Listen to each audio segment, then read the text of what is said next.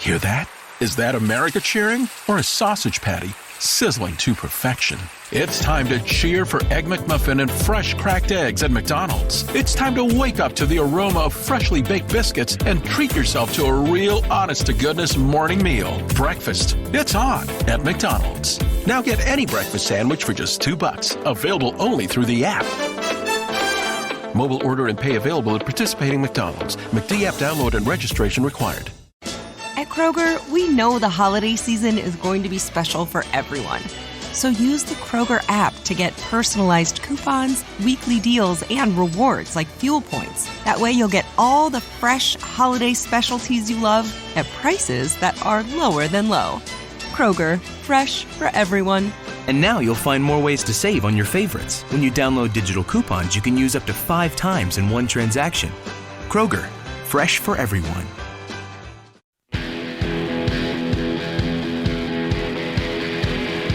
Yes, hello, Sean Gotti here, coming to you from Raleigh, North Carolina. And there's not a single radio show around here that's worth a damn. So I'm listening to the Eric Zane Show Podcast, coming to you live Monday through Friday. So sit back, get your trays in the upright position, feet and elbows out of the aisle, because here he comes, Eric Zane. Welcome in. Right away, these two dogs, trouble. Let me just tell you, you see that look? They're like, they're definitely not relaxing, these two. It has been a morning. Welcome into the Eric Zane Show Podcast. Okay. If you're just listening to the audio podcast later in the day, you might be able to hear the dogs knocking heads. Daisy and Bruce are full of it. And, you know, I told myself when I came in here, I should probably separate them and keep Daisy out. They don't seem like they're going to relax. Now, ultimately, this usually leads to Bruce humping Daisy. Now, normally that's a great thing because it's hilarious. But Kate says, let's not start with humping. You're right. You are right. But, I mean, today's kind of a different show, at least the start of it. And the way I'm going to do this on the show today is I'm going to get to the big thing that we've been teasing and talking about. And then I'm actually going to break away for a period of time, like minutes, and play you the intermission. And then go get a cup of coffee, come back and reset and finish the show. It's almost like a 2-part show, if you will. And what that'll allow is all the people that are here who hate me to just say, well, he's done, and then just fucking leave. You know? All right. Let me stress this. If you are in the chat and you're one of the usual suspects who are here, welcome as always to you. It's important to know that you might today, on this given day, get somebody who wants to tell me off and put me in my place. Let them go. Don't even engage them. Like, you know, that's kind of like the rule we've had here for quite some time is, you know, just don't worry about it. And if they want to come in here and blow off steam and say bad things about me, that is quite all right. I don't mind. So, what I'm telling you is let them punch themselves out, please. I want to get out in front of this because some of you may have gotten the wrong idea because tiki torches and pitchforks have been out in the last 2 days concerning your old pal Eric Zane. And look, I'm not going to go and attack Joe or mercilessly rub his face in shit. I mean, for fuck's sake, I'm not an animal. That's not what this is about at all. All right. Some of you may have gotten that impression by my own doing because I tweeted out, says he's sad about stunts, which he is. Trauma was the word he used. And then the fucking idiots posted a stunt on their free beer and hot wings show on Saturday. And I'm like, what a horrible look that is. That is terrible. This guy just pours out his soul and says, hey, I've got hold on a second. First time chat from viewer. Morning, Zaniacs. Zane haters, go punch yourself in the D. Look, we're not going to go that way, whoever you are. You may be a supporter of me, but I generally want to have a welcoming feel. So, again, keep the comments to a minimal, you know? I mean, seriously. Yeah, when I made that tweet, it was more focused on the horrible optics of this man saying I was traumatized for all those years doing stunts, which I am going to bring that up in a second. But though he said it, they then post a stunt on Saturday of Joe birthing a cow or something like that. So I want you, that's what the point of all that was. So I've just been, people have been murdering me just left and right. You need to know also that as we get in here and start the show, that I was, of all the days that I shouldn't be late, today almost was the day for that because of this right here. This is, and you can't see it obviously if you're listening to the audio podcast, that porn star Barry, who I have on a COVID mask over my shoulder, the guy with the giant pecker. And this is a thing that goes over a light switch, and where his wiener would be, the light switch would go. So this is hilarious. However, and you might think I'm fixated with this, but people keep sending me shit with this guy on it, this coffee mug, the mask. And so it was weird because it was on my light switch in my bedroom. And I'm like, which member of the audience was in my house? And it was actually my son. So maybe he's been behind all this because I don't have any idea who actually is doing this. So, but in my home, I'm like, oh my God, did Pellerito come in the house? And they're on every light switch, actually. And every light switch in my house, there's one of these. And so, but what the fucking ding dong did was he actually shut the light switch off, and it controls my clock. So at about 7:30, I hear the Queen of the Forest say, "It's fucking 7:30. Why didn't you fucking wake me up? What are you fucking doing?" I'm like, "Oh, what? Huh?" And I'm like, "It is. It says my clock says 5:30." And she's like, "Oh no, we're late." And I'm like, "Oh well, fuck, I'm late. This is the one. Out of all the days, this is like the 711th podcast that I've done. That I don't want to be late. I kind of have to be a little bit more prepared. This is the day that you don't want to do that. But I ended up getting my shit together. Luckily, I had a lot of it planned the night before, which is rare, is very rare. But off we go. Okay, so I'm not going to waste any more time. I want to get right to this. And just for a little bit of background, in case you don't know, and, I told myself I would have this ready.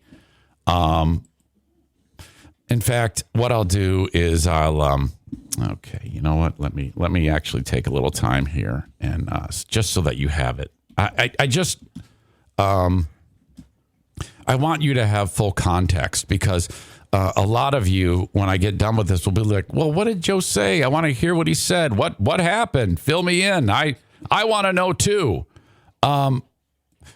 So I actually have that for you. What you need to do if you are in the dark, and you can hear this for yourself. I have no problem with anybody hearing it, is you click on that. And it's the segments are listed, so you can very easily find it. The last two segments on the Friday show is this moment that I'm about to discuss with you. So yeah, you can take a listen to it at your leisure, if you will. So what this entails is he is upset, and he's had gone through a bad breakup, and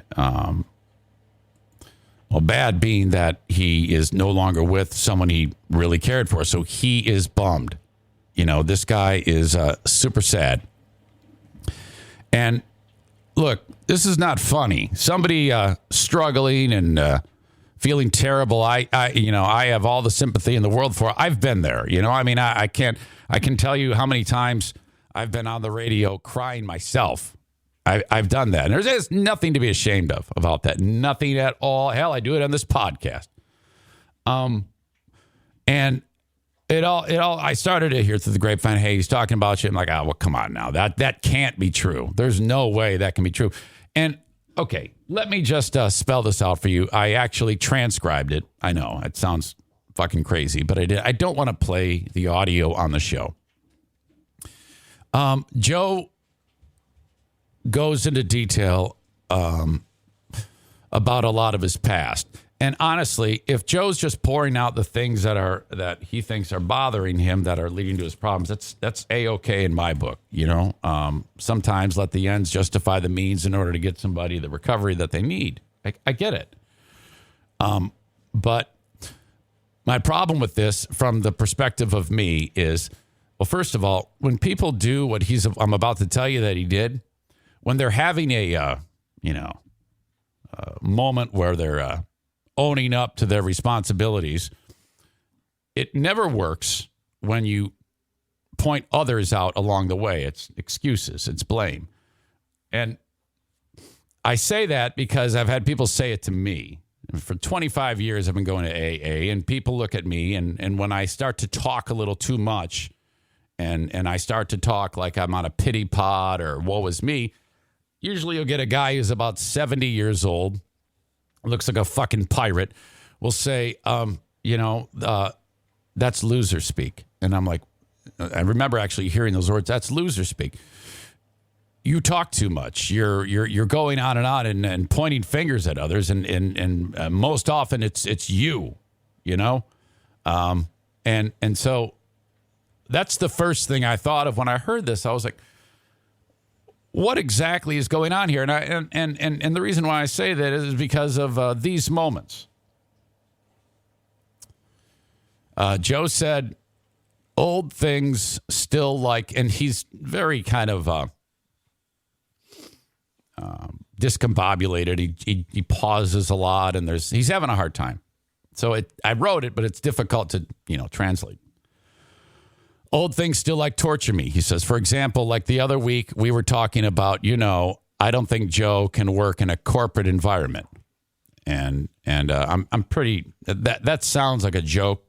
I highly doubt that anybody, I wasn't there, but I highly doubt anybody looked Joe in the face and said, Joe, you can't work in a corporate environment. It probably sounds like a jest, knowing, what I know about that dynamic.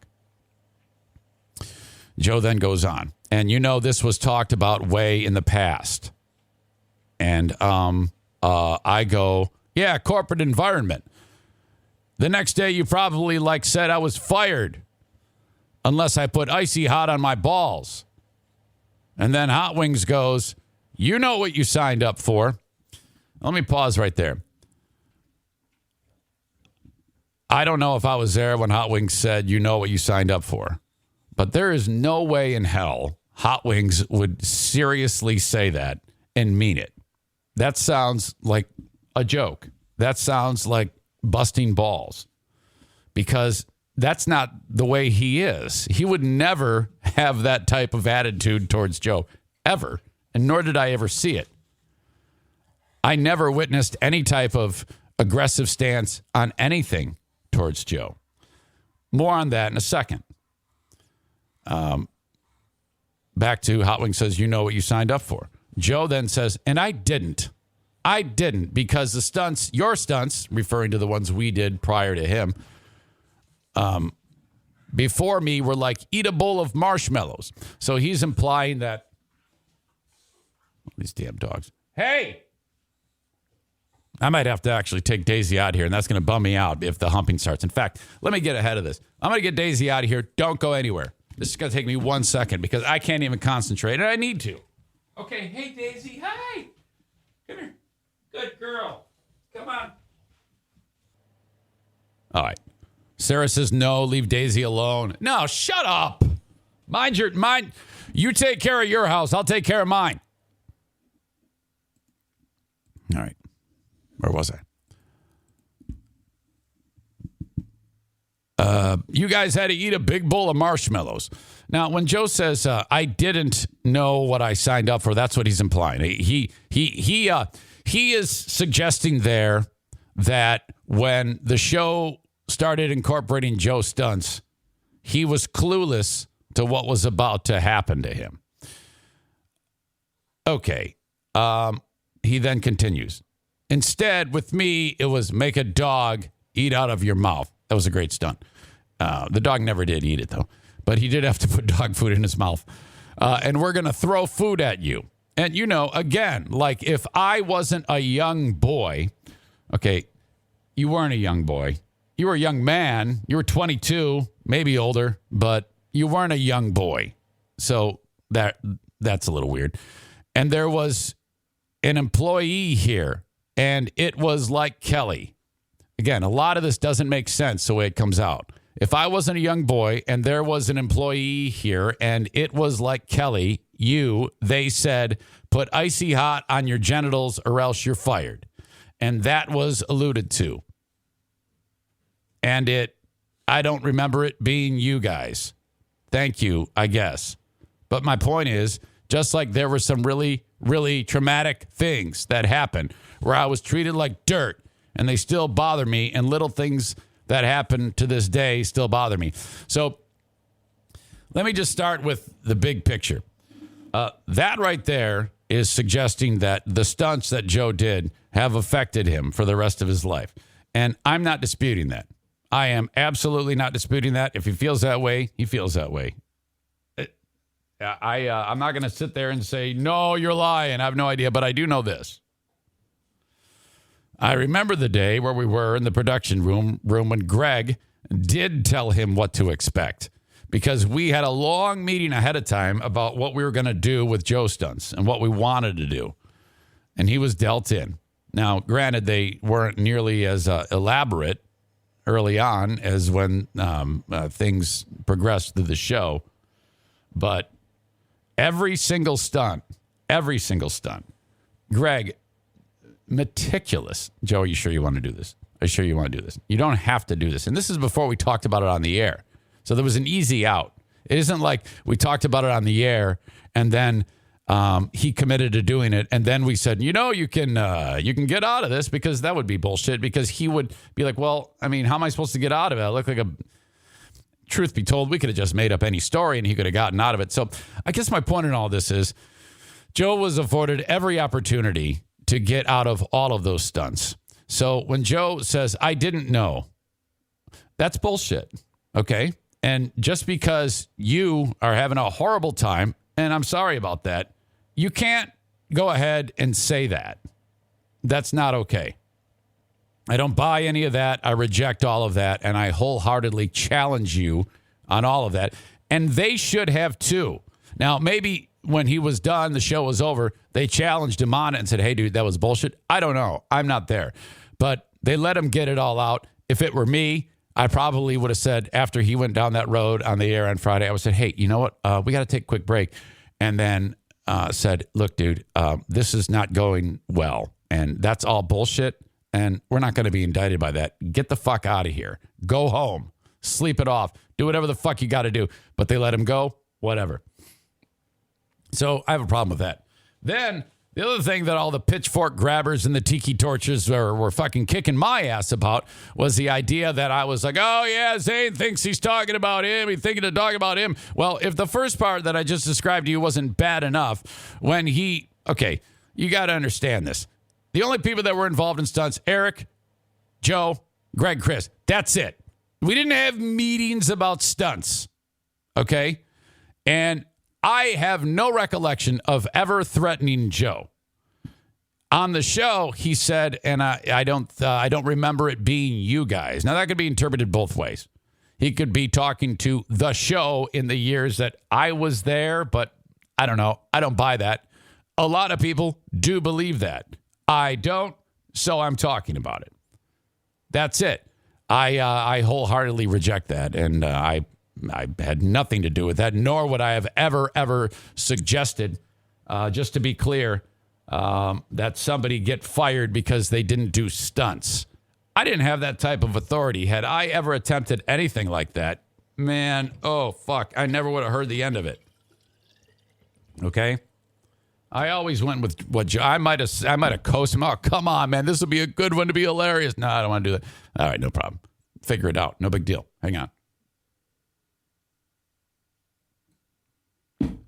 So, and I get why so many people are like, oh my God. There was one person who wrote that was a master class in vulnerability. It wasn't. It wasn't at all. Because if you're going to have a master class in vulnerability, you're not going to lay blame. Okay? That isn't going to get you anywhere. Typically, if you're wanting to turn it around, you don't sit there and blame your problems on all these other people who have nothing to do with your problems at all. Stand by. Okay. A little bit of background. Okay, hold on a second. Still bother me now. That puts that to bed. Here's the next part. After talking about these stunts causing trauma, Joe said, and that's why, it was so, unfortunate that another trauma in my life was being in an abusive relationship and then being arrested for domestic abuse became such a public thing because, and then Free Beer says, you were in and then both Joe and Free Beer at the same time say, you were being abused and I was being abused. Joe said I was being abused. Free Beer said you were being abused. Joe continues. And he says both mentally and physically. Okay. So Joe has just said that someone in his past put their hands on him and mentally abused him. Both physically and mentally. And I couldn't stop being in the relationship. I've never said it before. But whenever people talk, people going back to this person that hurts them. I get it. And sometimes I feel like I can't say that because of the news stories that are out there about me, because a lot of people never wanted to I felt like I could never get past that. I felt I couldn't say anything because everyone already assumed that I was an abuser of women type of thing. But yes, I was in that relationship. Freebeer then says, but it was, Now, I can only assume by what he was talking about last time when he's reiterating that it was a battered husband or boyfriend type of scenario. I'm not sure. Okay. I am going to turn to our guest right now, who I'm pretty sure has a lot to do with this. Ladies and gentlemen, I'm introducing you to Joe's ex named Ashley. Hi, Ashley. How are you? I'm good. How are you? Never better. Can you hear me okay? Yeah, I can hear you great. Okay. Ashley, do you think that they are talking about you when discussing the relationship about the spousal abuse? Do you think that that's you that they're referencing? I do. I was the one included in those news stories. Okay, so I'm just going to come out and ask you, have you ever laid your hands on producer Joe Gassman? Absolutely not. He seemed very adamant about it, and it also seemed like an open and shut case for Greg Freebeer Daniels on that show. What can you maybe take me through? Was there maybe some misinformation that could have? What the hell? That's a huge thing to say about somebody. All I can say is it was quite the opposite. I've never laid my hands on somebody in that relationship. As you know, was extremely toxic, but definitely wasn't on my end. Ashley, since the relationship ended, you ended up moving out of Michigan, moved on in your career, new friends, new relationships. extended family here in West Michigan, correct? Yes. Yep. Great state of Texas. In that time, have you had maybe a friend or a family member or somebody maybe occasionally say to you, "Hey, I think you were referenced in some particular way"? Yeah, the great thing about being in Texas is I'm not exposed to that show. I don't listen to your show. I don't listen to Free Beer and Hot Wings. It's out of sight, out of mind. And I will get texts a lot, either referencing a certain clip or just saying they mentioned you. And I know I reached out to you a couple times when I saw, or some things were sent to me about the crazy ex, the psycho ex. Just when I see it, it's just maddening. I don't have any voice in it. So unfortunately, people know not everybody knows who I am or knows Ashley is this, face, but locally, I grew up in Grand Rapids. My family's here. They know. I mean, Joe and I were together for almost 2 years, lived together. People know who I am, and it sucks. Okay. All right. So as you unpack that, you've and that probably might be a little bit detrimental to, because obviously you told me you've had to see people who are specialists in the field of moving on from these types of things, counseling, things like that, correct? Yep. Okay. So that obviously is no fun and maybe might put a damper on your day for a period of time to hear this, but that does remain to be true. Okay. So that unfolded. Let me go back to this transcript. After the discussion about physical and mental abuse, Joe says, and again, I apologize. I actually wrote it word for word. So and he was struggling. So, there's that, but we'll try to piece it together. He said, but it moved on and I went to a treatment facility where I could focus on some things for a short period of time.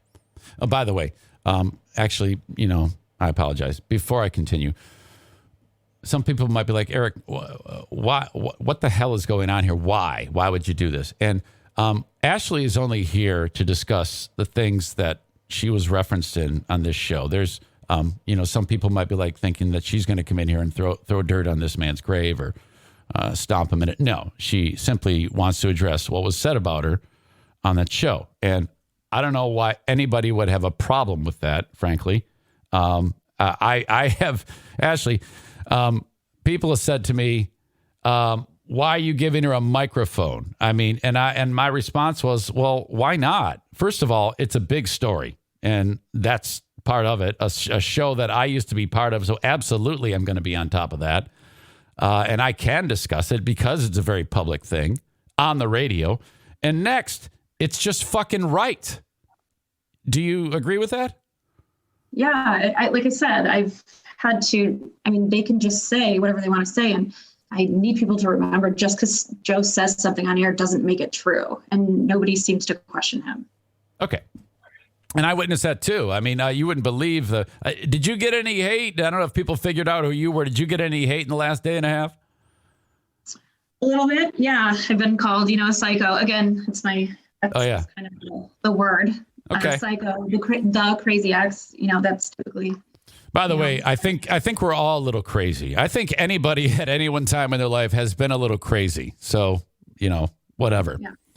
Stand by. Excuse me. Okay. Anyway, Joe says, but I moved on and I went to a treatment facility where I could focus on some things for a short period of time. But after that, it was then I had to be connected to her again because she told me she was pregnant with my baby. And so I have to interact with her. Before I continue, Ashley, there was a lot more than interaction. You sent me pictures of you two from Grand Haven on canoes having a good time, correct? Yes. It seemed like guys were in love. It was a lot of happiness in those pictures that I saw. Yeah, and those pictures were well after all of this. Those were in 2019. Gotcha. And so I have to interact with her. Then I have to come on the show. And I talk about things, and then it's just back to the normal. And that's like, in part, that's fine. I think he's suggesting he has to go into work, be funny, and then go back to interacting with you. But at the same time, people would still joke about me hitting a woman or a laptop being thrown off a building. Full disclosure, I think I actually made that joke, and it was a great joke. I stand by it. Anyway, or these things.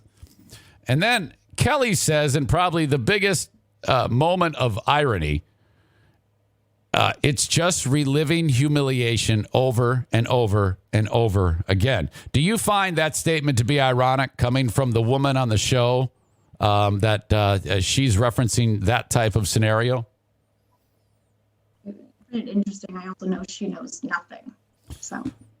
And what interesting thing, side note about Kelly is Kelly has been on the receiving end of some bad things said. There in the past year, there was a kind of a stark moment when she was not feeling very good because people were attacking her online and she didn't like it. And it was kind of rough. And so they had this moment. And honestly, I was surprised that she went there, knowing that, like you said, she doesn't know anything about this. Right, your listeners are making me laugh against stuff. Oh yeah. Hey guys, she can see all that. So could you maybe? I love you guys. I love you guys so much, but she's got to focus. So if you could maybe just let her talk, and then you know what? We'll have fun after the fact.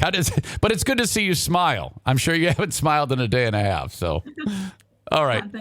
Okay, Ashley. By the way, you're doing fantastic. You don't seem crazy to me. Just keep being you. I'm not crazy. It's got to be a little strange to be suddenly thrown into this after, here you are trying to do your thing in another state and, suddenly you're dragged back into this. But anyway. Okay, so now this is key. This is, forget me being butthurt that I felt like had the finger pointed at me. Forget that. Yep. Forget and for the audience and the haters out there, forget the fact that just forget all that. This is about Ashley. This is the big thing here. Kelly says it's just reliving humiliation over and over and over again. Joe says that's just a little bit of history that you may have known, and some of that is not. Some of that was not on the air. I never said that she told me she was pregnant with my baby to anybody other than you guys. Free Beer says, yeah. Hot Wings says, and she wasn't. Then he laughs, and then he says to clarify. So it comes out, and she wasn't. To clarify. Ashley, have you ever shared any of your medical history with Chris Michaels of the Free Beer and Hot Wings Show? No, but I did share it with Greg. You did? You did share it with Greg? I did. Okay. With the Free Beer and Hot Wings Show, who just referred to you as, well, essentially, let me ask you this. When Hot Wings says, and she wasn't, laughs, and then says to clarify, he's clarifying that you weren't pregnant. Did you feel like he was saying you had faked a pregnancy? Absolutely. I'm sorry? Yes, absolutely. Okay. So that's weird. 3 men are now saying on their show, well, at least Hot Wings is saying at this point that you were not pregnant when Joe had been indicated to that you were pregnant. Joe then says, yeah, I mean, in hindsight, and I got the impression when Hot Wings said that Joe was a little bit caught off guard. If you were to listen back to it, you can almost hear him grunt. You'd have to listen very carefully for that. I think I was kind of under the impression he might have been caught off guard when Hot Wings said that, but he did say it, and then Joe jumped in and said, yeah, I mean, in hindsight, when I looked at the time, when I thought about it, really thought about it, and thought about the timeline, that I guess it gives me some comfort that she probably wasn't. Free Beer says, I'll get to you. Freever says it's still pretty traumatic, and all of the boys then agree. Ashley, take me through the emotions when you were actually listening to this, how you felt, please. That's where I got really pissed. If I could go through a little bit of the actual facts, and I don't really understand what the point of that was. On March, I think it was around March 20th, in that time frame, Joe was in rehab, and I found out I was 7 weeks pregnant. And the first person I called was Greg. And Greg's advice to me was, Joe's in rehab. All you can do right now is take care of yourself, which is sound advice. And I was surprised by this. I wasn't supposed to be able to get pregnant. It was just a medical diagnosis that I had, so it was shocking for both of us. I couldn't contact Joe for a while. And then while Joe was in rehab, I was able to visit. I attended like the family meetings and was part of that process.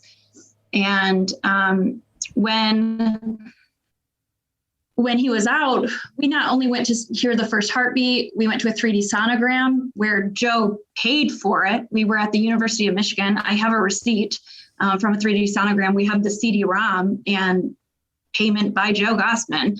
For him to say that, not only did he look back and think, I mean, it's black and white. You cannot deny it. He was there in a 3D sonogram. There are pictures. It's a fucking lie. Do you think that when it's when you're implied to, well, the implication that was made about you on the radio, do you think that coming out of the speakers solidifies to the audience that you're a crazy idiot who would do something like this to him? Right. Yeah.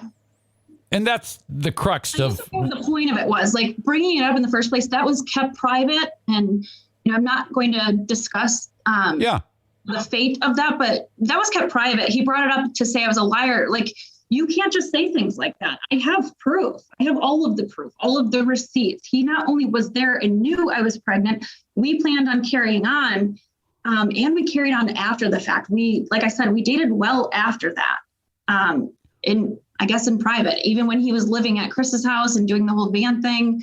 I mean, for him to say, looking back, you fucking knew. Good times after that. You had plenty of good moments. Yes. Yep. We really tried to make it work for a while. Let me ask you this, because there's going to be people who say that just don't believe you, that just will not believe you. And I find this to be really, really interesting, because that show has been all about, even when I was there, I mean, who wouldn't do this? About hearing people out, and especially a woman who's a victim and things like that, or has something terrible happen to her. The idea of being dismissive about what they say about something, that's kind of tricky business. We would always murder somebody who would do something like that. This is absolutely what's happened to you by these 3 men. So I guess where I want to go with that is, if you ever, like, let's just say somebody said, I need you to put your hand on a Bible and at risk of perjuring yourself, would you be willing to say all of these things to prove your point? Absolutely. Okay. I'd be happy to take a lie detector test, like, whatever it takes. It's just true. And like I said, it's just provable. I have the receipts. I have the medical records. It's black and white. Like, I don't know why he thinks I don't have all of our text messages or medical documents. I shared a medical document with you. Yep, you did. I'm glad you brought that up, because that's the next thing I was going to say. People might be like, Zane, you're getting duped. I read it. I read what happened. I know exactly. She shared that with me. And so I'm well aware, and I've seen it all. And that's unbelievable that you would have to share your private medical information. I mean, hell, we can just ask Chris Michaels. He knows all your medical information. He just said it on the radio that he knows you. He clarified, Ashley, aren't you lucky? He fixed it all for the whole world to hear. That's incredible. Wow. What a guy. What a guy, right? Absolutely. Not only am I an abuser, but I faked a pregnancy. Wow. It's fascinating. Now, I sure hope this doesn't happen, but I'm wondering if anybody might even have the nerve to say, well, yeah, but they didn't say her by name. I mean, that sounds like somebody trying to split hairs. I have 3 just from that. I had a couple messages sent to me and they were like, I heard this. We know they didn't say your name, but I know that they're talking about you. People trying to warn me and send it to me. I'm like, I already know. Absolutely. Absolutely. Open and shut. Yeah. Okay.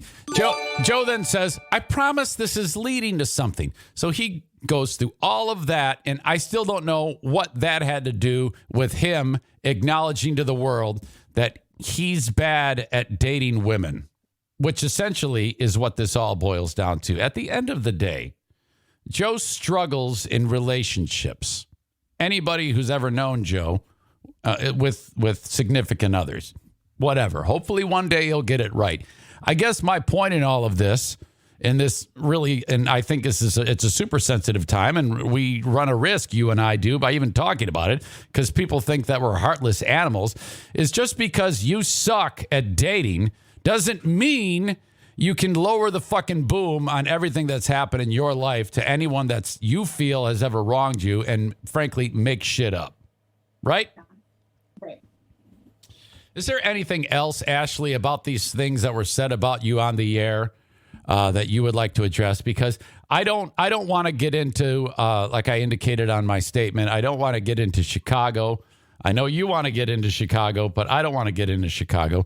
I know you want to get into all that stuff, but is there anything else you'd like to say? I think it's fair, and I'm not looking to put anybody at risk for any sort of lawsuits. But again, I can't get in trouble for saying the truth, and I have proof. So I'm not going to get into Chicago. I'm not going to get into the dog saga, none of that. But I work as an advocate in Texas with victims of domestic violence. And for him to say that about me I started to feel a little heated. And the trauma I went through in losing my son, in this chaos with Joe Public, I didn't ask to date somebody, that was in the spotlight like this. And this has been a horrific nightmare for me, but I've moved on. I got the help I needed. I've moved on. So I'm, like you said, only addressing the 2 things he said on Friday, but he went there, not me. I've been minding my own business. I don't think about Joe. I don't think about Free Beer and Hot Wings. I'm well moved on. So, here we are. Found a question for you. You working as an advocate for domestic abuse. Have you yourself ever been in a relationship where someone put their hands on you and hurt you? Yep. You have. You have. Yep. Ashley, I appreciate everything you've said on here. This is not easy to do. I'm sorry that you have to go through this with me, but full disclosure, you were a house of fire. You wanted to be here, correct? Yes, absolutely. I want this. I want to shut it down. Like I said, just because Joe says something on here doesn't make it true. And I appreciate there being an opportunity to have the other side of the story. Hopefully you won't be referenced again. I mean, I would honestly, if I were in charge of a publicly traded company like Town Square Media on a show syndicated satellite service of Westwood One, Compass Media Networks, Danny Hunchback, which is Greg and Chris, WGRD. I'm guessing all of those entities in this day and age would probably not look kindly on 3 men suggesting what they suggested on the radio about a lady minding her own business, moving on with her life. I'm guessing that wouldn't go over well in the boardroom. How do you feel about that? Yeah, I agree. And I hope that this is an end, and I want them to know that it's probably in their best interest to stop. And if they continue, there will be an issue, and I will take that upon myself. So I'm hoping that, if this gets back to them, that they end it here. And if they want to corner me, then we'll go from there. Okay. Ashley, hey, thanks a lot. Okay, you go have a good day. And yeah, get after it. I appreciate you for being here. I think you did a hell of a job, and I'm glad you were able to say your piece. Okay? Thank you so much. I appreciate it. Okay. Bye. Talk to you. See ya. Bye. For God's sake, was that so bad? I think she did a hell of a job there. All right. This is what I'd like to do. I am neatly wrapping this package up and going to go get a cup of coffee. Oh, I guess I was muted for a little bit. Sorry about that. I am going to go get a cup of coffee and then come back. Okay? Because there's plenty more that I'd like to talk about. But this is done. All right? This is done. This has been handled. There's nothing more to say. And I feel good. Oh, if they do want, someone says, call Joe, LOL. No. If they do want to say anything, they're more than welcome to get a hold of me. Hell, I'd love to have them on with Ashley. I mean, can you imagine that? Oh. So, all right. I'm going to leave it right there. I'm going to go get a cup of coffee and take an intermission. You guys can sit here with the dogs. And then we'll reconvene and go on with the show. All right. I'm going to come back with sponsors, by the way, because I haven't done a damn thing for these nice people who give me money to talk about them on the Eric Zane Show podcast. You know? So, very good. And I got a brand new sponsor today, too, that I want to get to. And this will give a chance to all of you jackasses who let me have it. Fucking kick my ass all weekend, motherfuckers. I forgive you. You can hang around here. And I'll let it all slide. Just, you know, now you guys can call me nasty words. Now, I'll tell you what. I'm going to go on to the intermission. And then you people who don't like me, you can say bad things about me. And I'm an alcoholic and a loser. And you can say all that stuff. I don't want anything to do with it. But this bunch might get pissed at you. So I'll let you guys battle it out, okay? How does that sound? I'll be back. All right. Question 1. Does Joe ever date women that aren't super attractive? For fuck's sake, well, you should save some for the rest of the single guys. My God. I tell you, I don't think Joe, I've known Joe.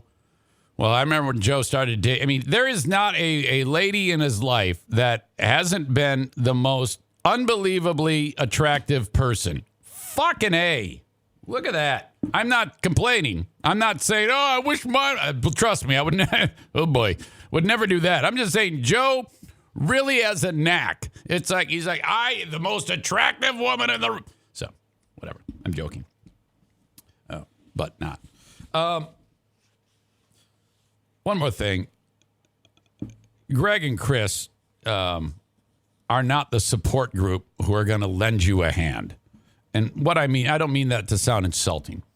But a lot of the times, if you run with a crowd that isn't really in tune with this type of recovery, you don't have as nearly as strong of a chance of being able to pull out of it.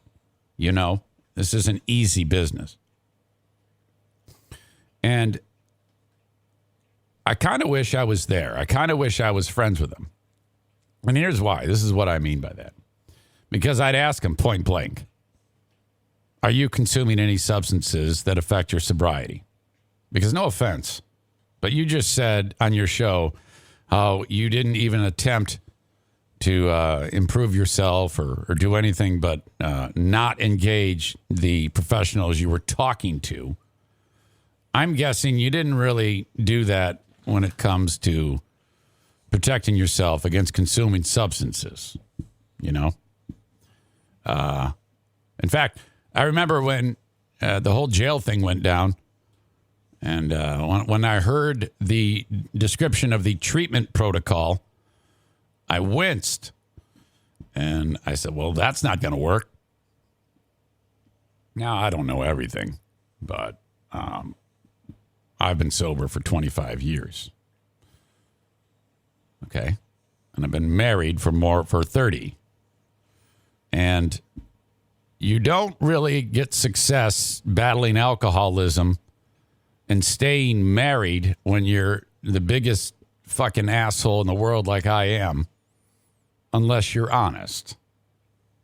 That is the biggest thing going. So yes, you hate me, but I'm telling you, I'm speaking to you directly. Would you stop bullshitting people and be honest with yourself first? And then as the spokes on the wheel go out, others, I think you stand a better chance of being successful in whatever it is that you want, happiness, whatever it may be, when you start being honest. Okay? Greg said at the end of it, oh, this was a great first step. This was a great first step. It wasn't. It was all right. It did get off the rails. It wasn't honest. You weren't honest with anybody. Okay? You're upset. You're sad, and you're explaining how bad you feel because you've lost something very, very important to you. That's all I'll say about that.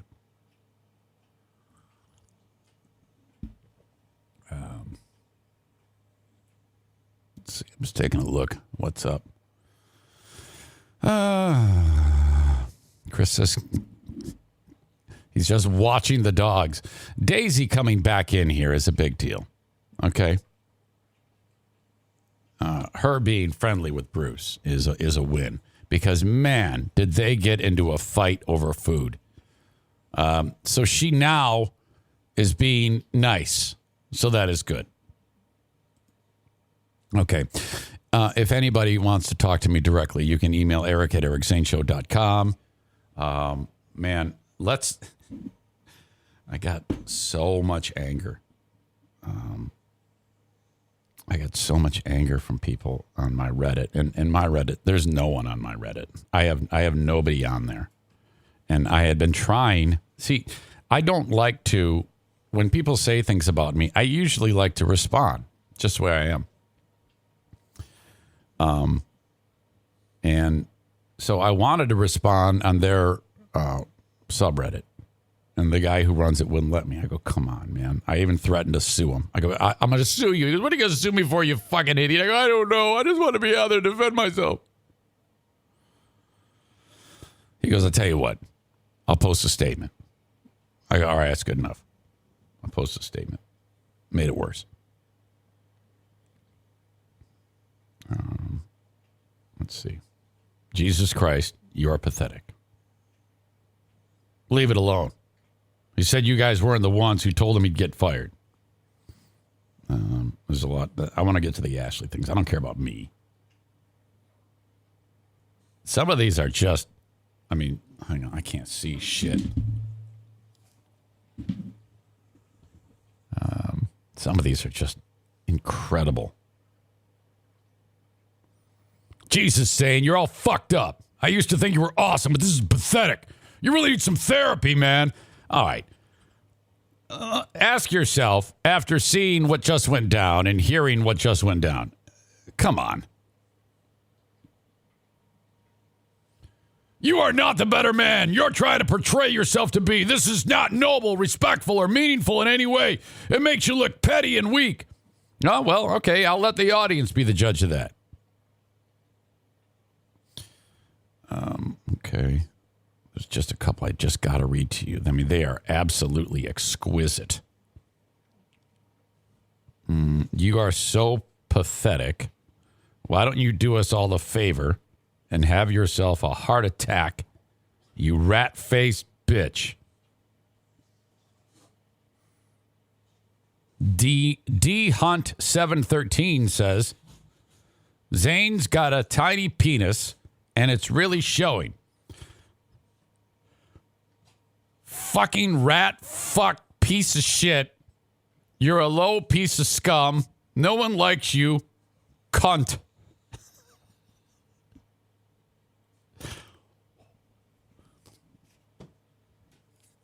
All right. I need to get these sponsors done. This show's going to be like 5 hours today. What an asshole I am. Stand by. The Open and Ashley's appearance. Brought to you by my latest sponsor, Bosco's Pub in Hudsonville, Michigan. Welcome to the show, Bosco's Pub. Now, I've known Doug and Dee Dee for years. Their daughter, Lindsay, played soccer with my daughter, Jacqueline.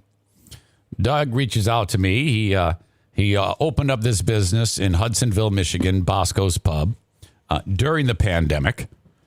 And here he goes. He reached out to me and said, hey, he's got a great Michigan accent. Hey, man, I want to get on the podcast. Okay, Doug, let's do it. So here's what you get. In that little downtown Hudsonville area, kind of like Terra Square, as it's known, you know, they're trying to create like a downtown environment there, and this is part of it. So they're in that Terra Square center.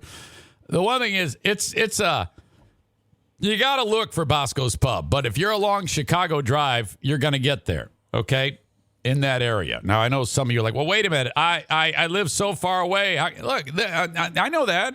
If I want you to, in the area, go to Bosco's Pub. And guess what? I'm going to be hosting parties at Bosco's Pub, and I'm going to want to see you there. More on that coming up. They are at 3380 Chicago Drive in Hudsonville, Michigan.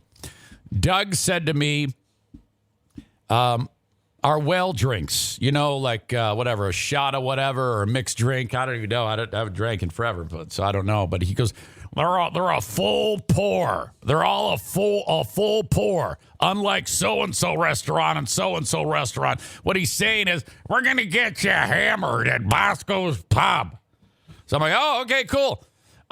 Okay, so this menu doesn't have to be huge. It doesn't have to be huge at all. You know why? Because of the burgers. You're going to go to Bosco's for the burgers, which are served, of course, with fries. You can also throw in onion rings, and they've got, just an incredible array of different things you can get on these burgers, and all affordably priced. You know, if you go to a burger joint, you kind of want to, pay for a burger. You don't want to pay for you don't want to go to some other place and, no, you're paying $18 for this burger for an experience. Fuck that shit. No way. I mean, look at that. You can go in there at Bosco's and get the Easy Burn Burger, grilled Angus steak burger, pepper jack cheese, jalapenos, lettuce, and chipotle. Chipotle or chipotle? What do you say? Is there a right way to say that? For just $10.99. So that's what I'm talking about. If you want more information, you go to boscospub.com, BOSCOS, pub.com, or click on the Bosco's Pub logo at the top of ericzaneshow.com, and I will see you at Bosco's Pub. Watch the game, TVs, drinks, beer on tap, great menu, wonderful environment at Bosco's Pub. Welcome to the Eric Zane Show Podcast. Okay, this is going to sound weird, but I'm actually going to drink this coffee right in front of you. I'm going to turn down the mic, but I need to get every bit of it inside of me at one time. You can use that, what I just said, as a drop. Hang on.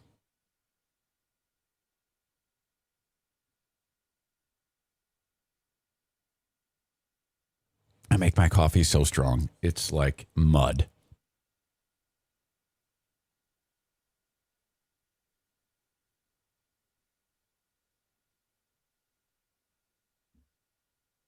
I'll edit that out in post. No, I won't.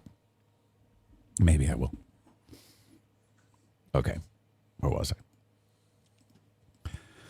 I? TC Paintball. Online at tcpaintballgr.com. Wednesdays is Little League Day. I tell you what. Let's say you're the parent who's like, oh, man, I feel like I should be bonding with my kid. But he really all he wants to do is play video games. I've tried the play catch. I've tried the, go out and do some type of exercise together. Hell, I've even tried to play video games myself. If you're having a little bit of difficulty getting the kid away from the video games, you should consider a real life video game, and that would be Paintball Madness at TC Paintball in Grand Rapids, Michigan. Damn it. Let me just explain the type of fun you're going to have there. If, for me, the fun is, honestly, now not everybody feels this way, but I'm kind of a wuss. I have never walked out onto the paintball field, and I've done this so many times since I've been working with TC Paintball, and not felt trepidation. Okay? That's probably why I suck so much at it. There's like this little buzz, and I'm like, oh, no. But then when you do light somebody up and you see them go, fuck, shit, fuck, it's great. Awesome. TCPaintballGR.com. Get in on the fun. You just pay one fee when you go in there. And then you get the gun, you get the mask, you get the paint, and they host you. There's refs on the field. I mean, this is a really organized bunch. And you just book it for 3 hours. Neighborhood kids there, you and your bro friends, whatever. Try it out, man. TCPaintballGR.com. Bennett Flooring Installation. Thank you so much. If you are in West Michigan, reach out to them at 616-318-0167 for a flooring install job. Okay? There's another business I'll talk about where you would get the actual flooring, but Bennett focuses on just installation. So you've already done the shit work of ripped out the old stuff and you went and purchased what flooring you want down. Bennett installs it. So this is the cheapest way possible to have your floor professionally done. The cheapest way possible to have your floor professionally done.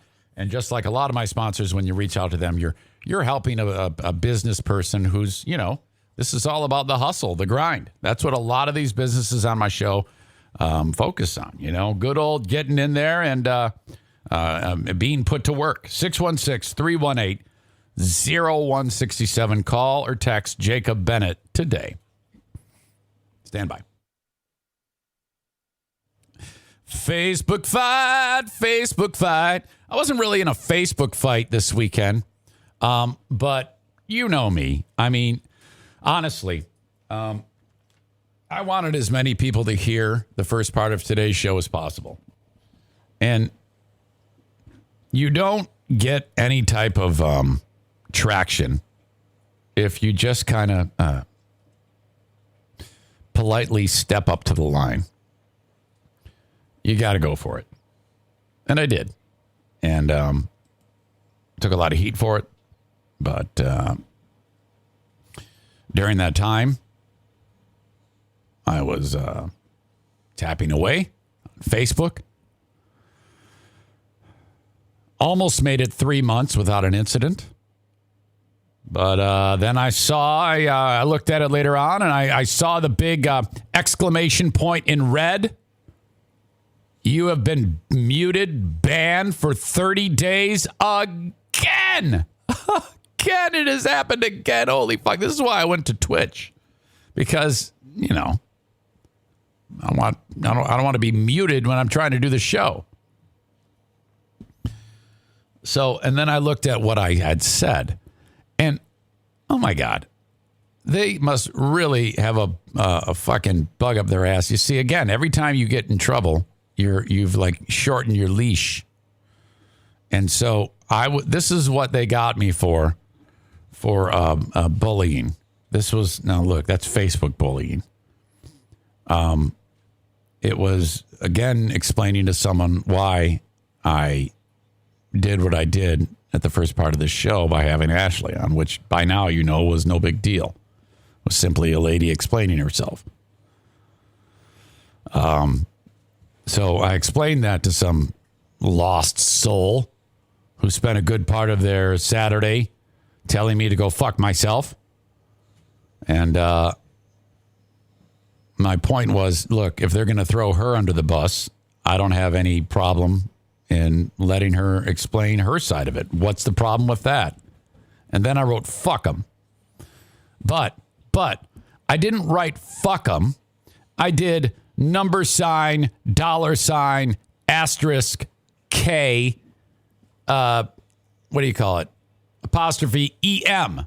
So it was all those symbols, K, apostrophe EM, which everybody knows I'm saying fuck them. I actually did what they wanted me to do. And they said, and I don't know if the dude who was following the thread on the comments, if he said, oh, no, I'm hurt. I got to go to my safe space. Shit. And then turned me in, which, I mean, come on. So that's what I got. Now, this one. Okay. When I called the chick eating the hot dogs a crack whore, the chick who ate all the hot dogs in Grand Rapids, I think she ate like 100 hot dogs. When I called her an ugly crack whore, I could see that. All right. I don't remember what the other ones were. I usually have short memory on these, but I do remember referring to the chick going from town to town, eating everybody's food like an animal, a crack whore. And I stand by that assertion, that assumption. Okay. I stand by, I'm team crack whore till I crack whore or die is what I'm saying. But I'm out again. So that's a bummer. Because I just promised Doug at Bosco's Pub all sorts of Facebook exposure. So I had to give him a free month. All right. Forward down the field. The Detroit Lions have won.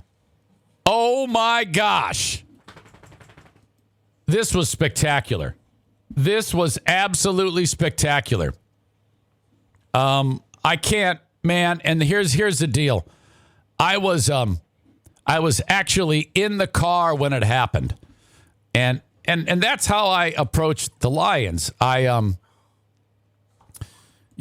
saw that at one point in the game they were up, and I was like, oh, well, okay, here we go. That's good. And, but Minnesota kept whittling away at the lead. I was like, oh boy, here we go. This is bad. This is really bad.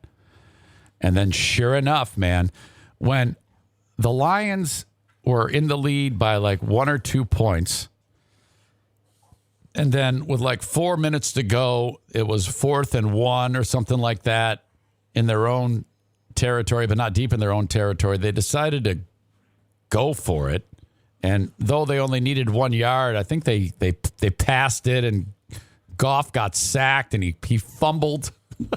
So Minnesota lands on it. I'm like, oh, my God. I didn't even get pissed. I just like, of course they're going to lose like this. Of course. And then Minnesota goes down the field. Well, they didn't have to go very far. They ate a lot of clock and then kicked a field goal. So with like a minute 12 to go, the Lions get the ball. And then... Hear that? Is that America cheering or a sausage patty sizzling to perfection? It's time to cheer for Egg McMuffin and fresh cracked eggs at McDonald's. It's time to wake up to the aroma of freshly baked biscuits and treat yourself to a real honest-to-goodness morning meal. Breakfast, it's on at McDonald's. Now get any breakfast sandwich for just $2. Available only through the app. Mobile order and pay available at participating McDonald's. McD app download and registration required. In the U.S. Army, you can make a choice to make your mark. With over 150 fields to choose from, join forces with us and take on anything.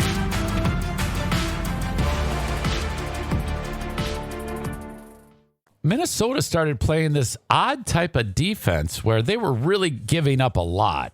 So they're not giving up the big play, but they're giving up 12, 15, 9 yards. And then the first play happens. Goff immediately goes to the line and clocks it. Next pass, so-and-so catches it. He steps right out of bounds. Now they're getting somewhere, but it's still a long way to go. They end up setting it up where there was 4 seconds left, and they're in right at the doorstep. They're in the red zone, but they have to get a touchdown. It is it's 4th down. First victory of the year on the line. Goff's got it. Back, looks, throws, ends up. Yes! Caught! Touchdown, Detroit Lions! They did it! Amon-Ra St. Brown in the receiving end! Oh, they're rushing the field! They've done it! 3 zeros on the clock! This game is over! It's over! Jared Goff to Amon-Ra St. Brown, his first career touchdown. And how big is that? Oh, my goodness.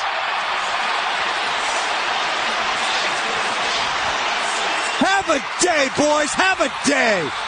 All right, so the Lions win it. That's huge.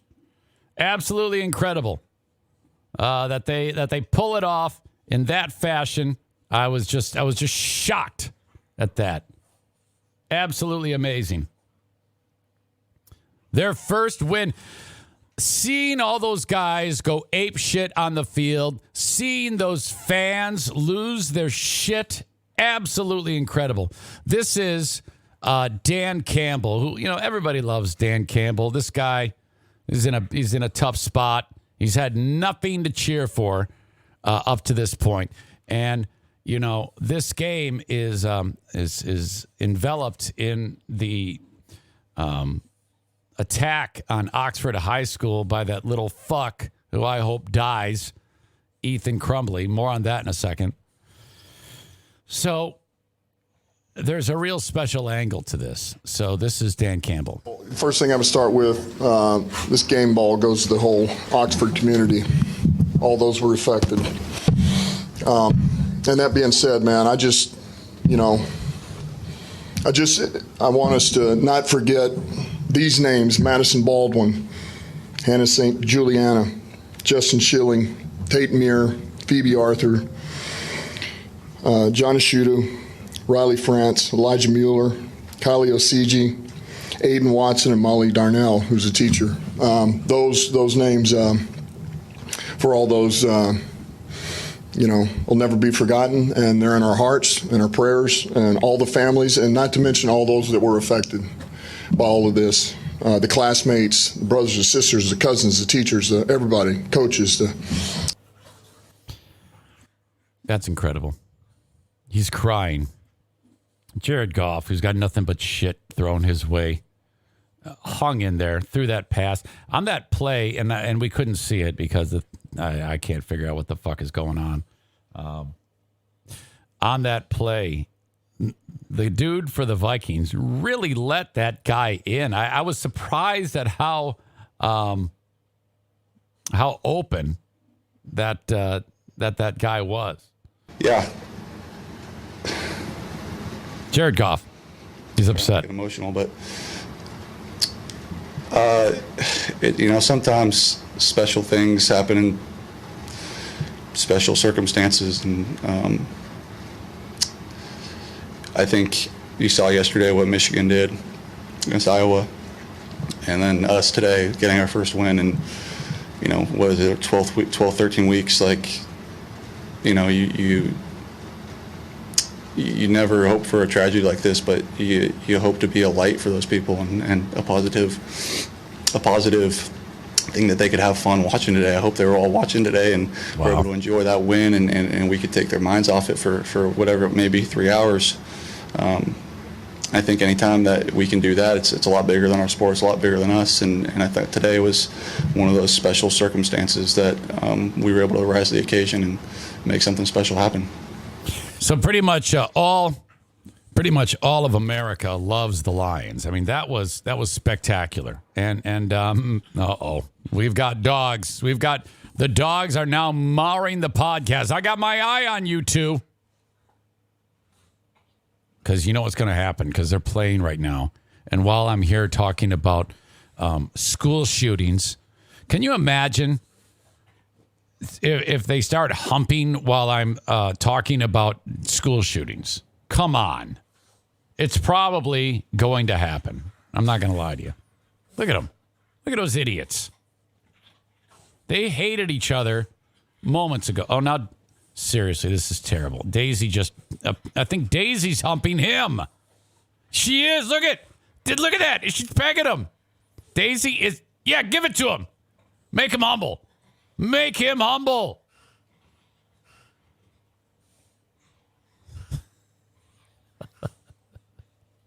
Holy shit.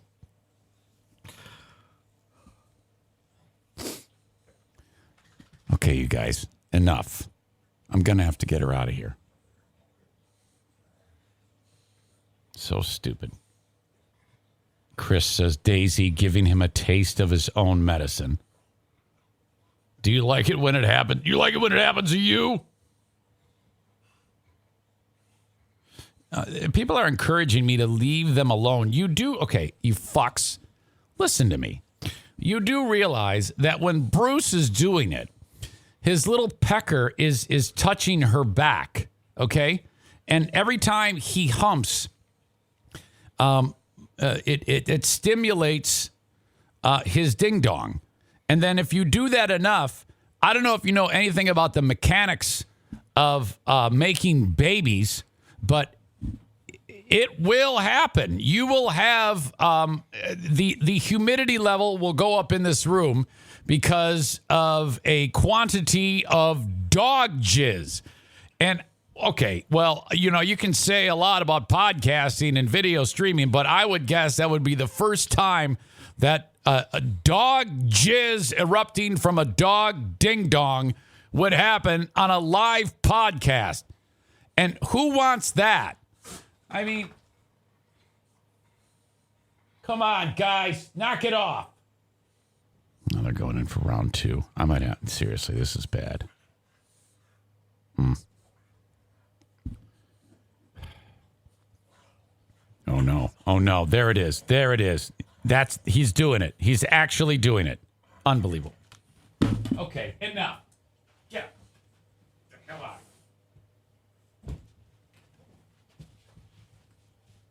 Enough. No. Get out of here. Yeah, you guys, assholes. I'm not listening to you guys anymore. I am not listening to you anymore. No more. No more. The next time I'm going to, okay, the alarms are going off in my head. Get Daisy out of here. Get Daisy out of here. This is going to get bad. All right. Everything's all fucked up now. I don't even know what the fuck I'm doing. So the Lions win. They dedicate it to the folks at Oxford, in Oxford.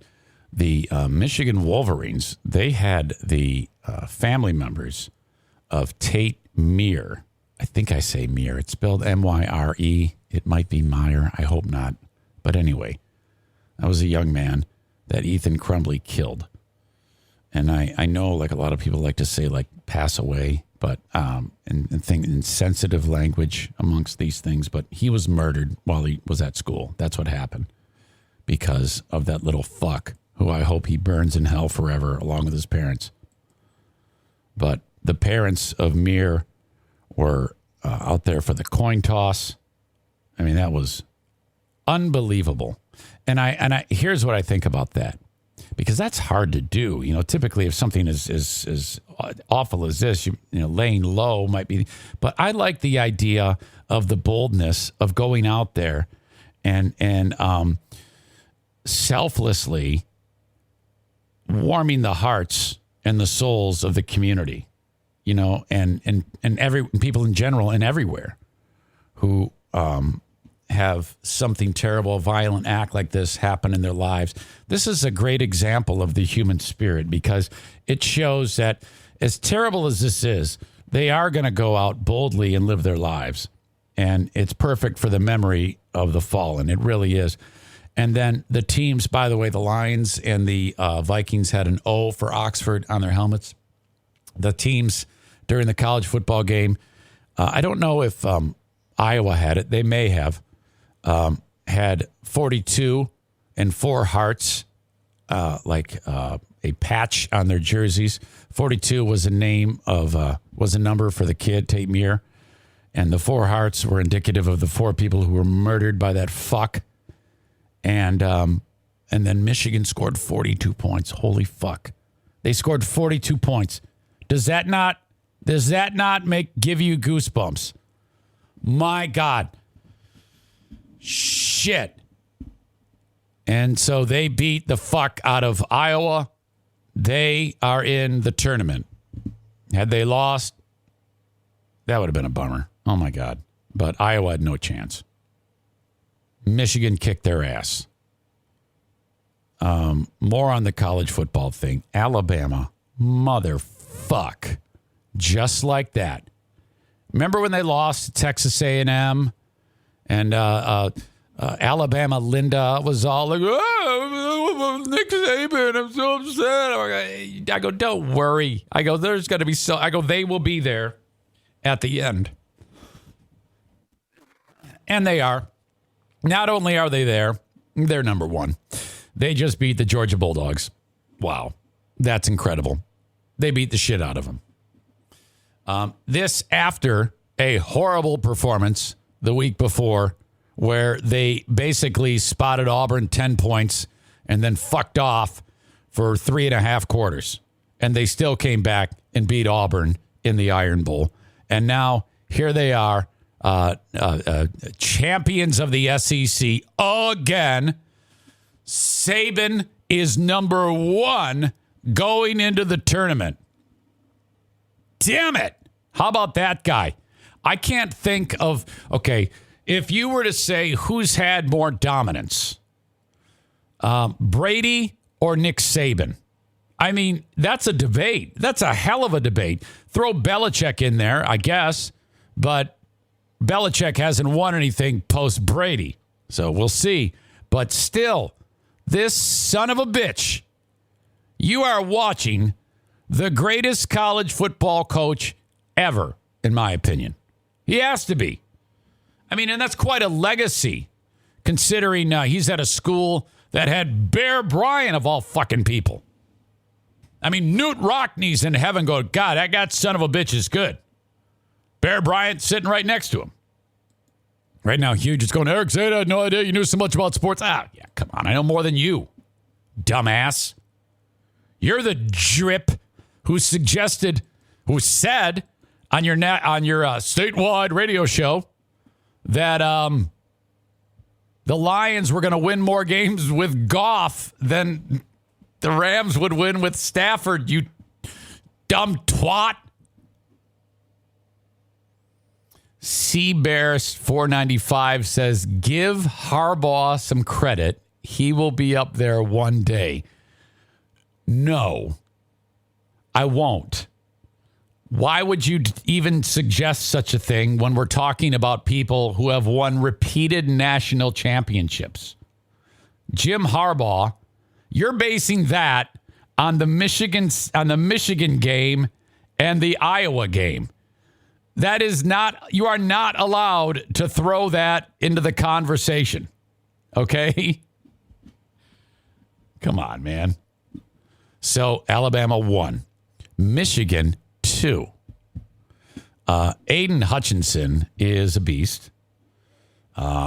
Michigan has a lot of great things going for it. Number 3 is Georgia. That's who Michigan's going to play. Georgia is in kind of a weird spot right now because first of all, they got all the way, went the year all undefeated, but supposedly their quarterback has kind of gotten a little bit sideways. And now the Georgia faithful are saying, oh, no, we need the backup in. We need the other guy. I don't know his name. I don't follow that much. But they were exposed, okay? Now, maybe they'll be able to pull it together. I don't know. But they had kicked ass all year long. Here's another example of why, if you really want some good comedy, pay attention to Joey Williamson, Hollywood's World of Sports, with the hot take, I don't think Georgia should be in the playoffs. What the fuck are you talking about? They were beaten by like a top 5 team on the final game of the year. Are you suggesting that Notre Dame should have gone in there? Baylor? Come on. Baylor was 9th going in, which, by the way, how incredible of a victory was that? Did you see that defensive back track down that running back as the poor son of a bitch is trying to stretch towards the pylon? He's like, oh, no. It was a great play. Baylor's awesome. They don't deserve to be in the top 4, though.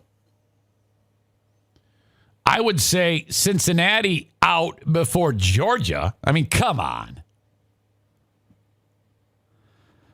Cincinnati is in, though. They beat Houston in their championship game. And so this is shaping up as a hell of a story because now you got Alabama taking on Cincinnati. Everybody's forgetting about these fuckers. But these dudes are tough as shit. They've got some swagger now. I didn't believe in them before, but now I do. Can you imagine how the faithful are going to be if Cincinnati rubs Saban's nose and dog shit?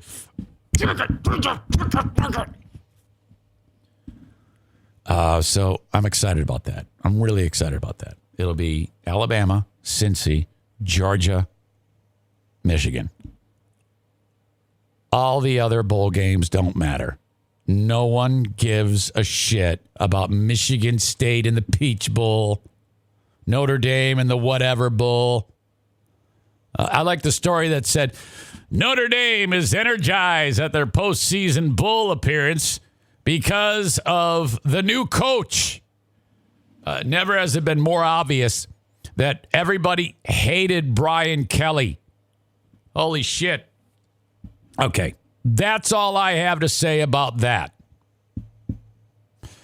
This weekend, hockey. Okay, this moment. In Friday night's game, and the Griffins played the Rockford Ice Hogs.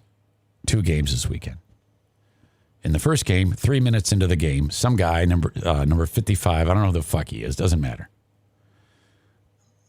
Ref's arm goes up, calls a penalty. It's on 55. Cross-check. He hit some fucking guy in the back. Now, I'm guessing it was a very weak penalty because this guy gets into the box, which, as I've told you before, he's right next to me. There's air between us. There's a doorway, but the door is open. I can reach out and touch him. And so, typically if they seem good-natured, I might say hello or something like, hey, how you doing? Hey, how was the trip? What town you guys going to next? Or you want some water or something like that? This guy's pissed. I'm not going to talk to him. He gets in there and he's screaming out loud about the penalty. He goes, that's fucking weak. Okay, that's fucking weak, okay, eh? Like, what the fuck? I barely touched him, And he's referring to this ref who's, well, the description is apt, but man, did it make me laugh as I'm getting ready to key on the mic and say something. And he goes, you filthy big-nosed fuck. And I'm like, yes. I don't think I have ever heard a player refer to another player, a ref, as a filthy big-nosed fuck. Okay, so that was great. The Griffins ended up losing this game badly, though. They won in convincing fashion the next night, but in this game that I'm telling you about now, they didn't. Okay, this guy leaves the box after 2 minutes. Actually, there was a goal. Griffins got a goal, so they got a power play goal because of this fuck. 2 minutes after, another penalty. Same guy, same penalty. He skates in and oh my God, there's steam coming out of this fucking guy's ears. And he doesn't say shit. And he sits down and he's just seething. I can see it. Doesn't say anything. Penalty time ends. He skates out onto the ice. I'm like, oh, thank God. And actually, I kind of like it when they lose their mind because it's hilarious. Because I'm there with the scoreboard operator, the scorekeeper, the timeout coordinator, and the penalty box attendant. So it's all this in very close quarters. And when somebody, can you imagine how awkward that is? Somebody's freaking out, having a temper tantrum, and there's 4 or 5 other people about 6 inches away from you. It's fucking hilarious, man. A little bit of time goes by. Whistle blows. And I go, no way. There's no way. And sure as shit, it's 55 again for yet another cross check. Now, he skates into the box. He looks somewhat defeated. Okay, so I go, okay. He realizes he sucks dick. He realizes now that his hockey career is going to end because he can't stay out of the penalty box. He's going to wind up after this game playing in some shithead league because he stinks. And that's the end of it. And he's not going to say a word. He sits down. I write down the penalty, 55, cross-check, time. And now, as soon as they drop the puck, as soon as they go to the drop, I'm going to key on the mic and announce the penalty. It's the way it works. I press, the red light goes on. I've got this mic that, thank God, I have to, if I'm right up to it, you can hear it. But if you are over here, it doesn't pick you up at all. Or so I thought. I guess I wasn't sure because I didn't realize I had a screaming banshee next to me that was going to be loud as shit. And I key on the mic and I go, Rockford penalty on. And I hear, fuck! Fucking shit! Fuck you! And then he's taking his stick and banging it on the glass. Fuck! Fuck you! Fuck! Fuck you! Fuck you! He has flipped his fucking mind in the box. And we're all going, and I got the thing keyed, the mic keyed. And I pull my hand away. And then in my ear, I've got the ops manager up top. And he goes, we heard that. I'm like, oh. So his piercing shriek of obscenities went right by me and right into the mic and for people to hear. Now, I can't tell if you can hear it because I have headphones on and I can only hear my voice. And then as I key off the mic, I hear, oh, like the crowd did, oh, like they knew something was up. Something had happened. And this all happens in seconds. I'm like, oh, no fucking shit. Oh, my God. And then I hear, yeah, hey, Zane, we're going to have to watch that. It's like, dude, okay, I don't have a crystal ball, okay? I'm not like fucking Dumbledore with the wand, pulling out memories and dropping them, and then Harry puts his face in the thing. It's a Harry Potter reference. You wouldn't know what it is if you didn't see it. So don't tell me to predict the future on these crazy fucking cement-headed idiots who don't know how to act when they get busted for playing shitty hockey, okay? Not my fault. Oh, my God. Oh, fuck. I just spit everywhere. Hey, thank you to Johnson Carpet One for being on this show. That's where I want you to go to get your flooring, okay? Johnson Carpet One. So spectacular to have them in the fold of the Eric Zane Show podcast. They are in Granville, Michigan, right on Chicago Drive. You can't miss them. Go bang on their door and pick out some flooring for your home that you're obviously going to have installed by Bennett Flooring Installation. There's also the outlet store for Johnson Carpet One Floor and Home right behind Little Caesars, just down the street from them. That's where Kent dropped the E at a U works. You can finally be face-to-face with the one and only Kent. Going there, hey, man, we're redoing a room. What did you guys overbuy that you're going to sell me for cheap? And frankly, what they do is they buy popular shit in abundance because they know they're going to sell it. And when they buy it in abundance like that, they get it cheaper. So what that means is you can get it cheaper. That's how it is. So, in fact, I put the flooring down in Jim's old room that way. I went and said, hey, what's overbought? This. So it's a hell of a lot cheaper. You buy boxes of the flooring. You have to figure out how much you need. Take that shit out, throw it in the home, and then Jacob Bennett shows up and installs it. That's how it works. Johnson Carpet One, Floor and Home in Granville, Michigan. A&E Heating and Cooling, Senor Martinez. He installs the Comfort Maker brand of furnaces and air conditioners.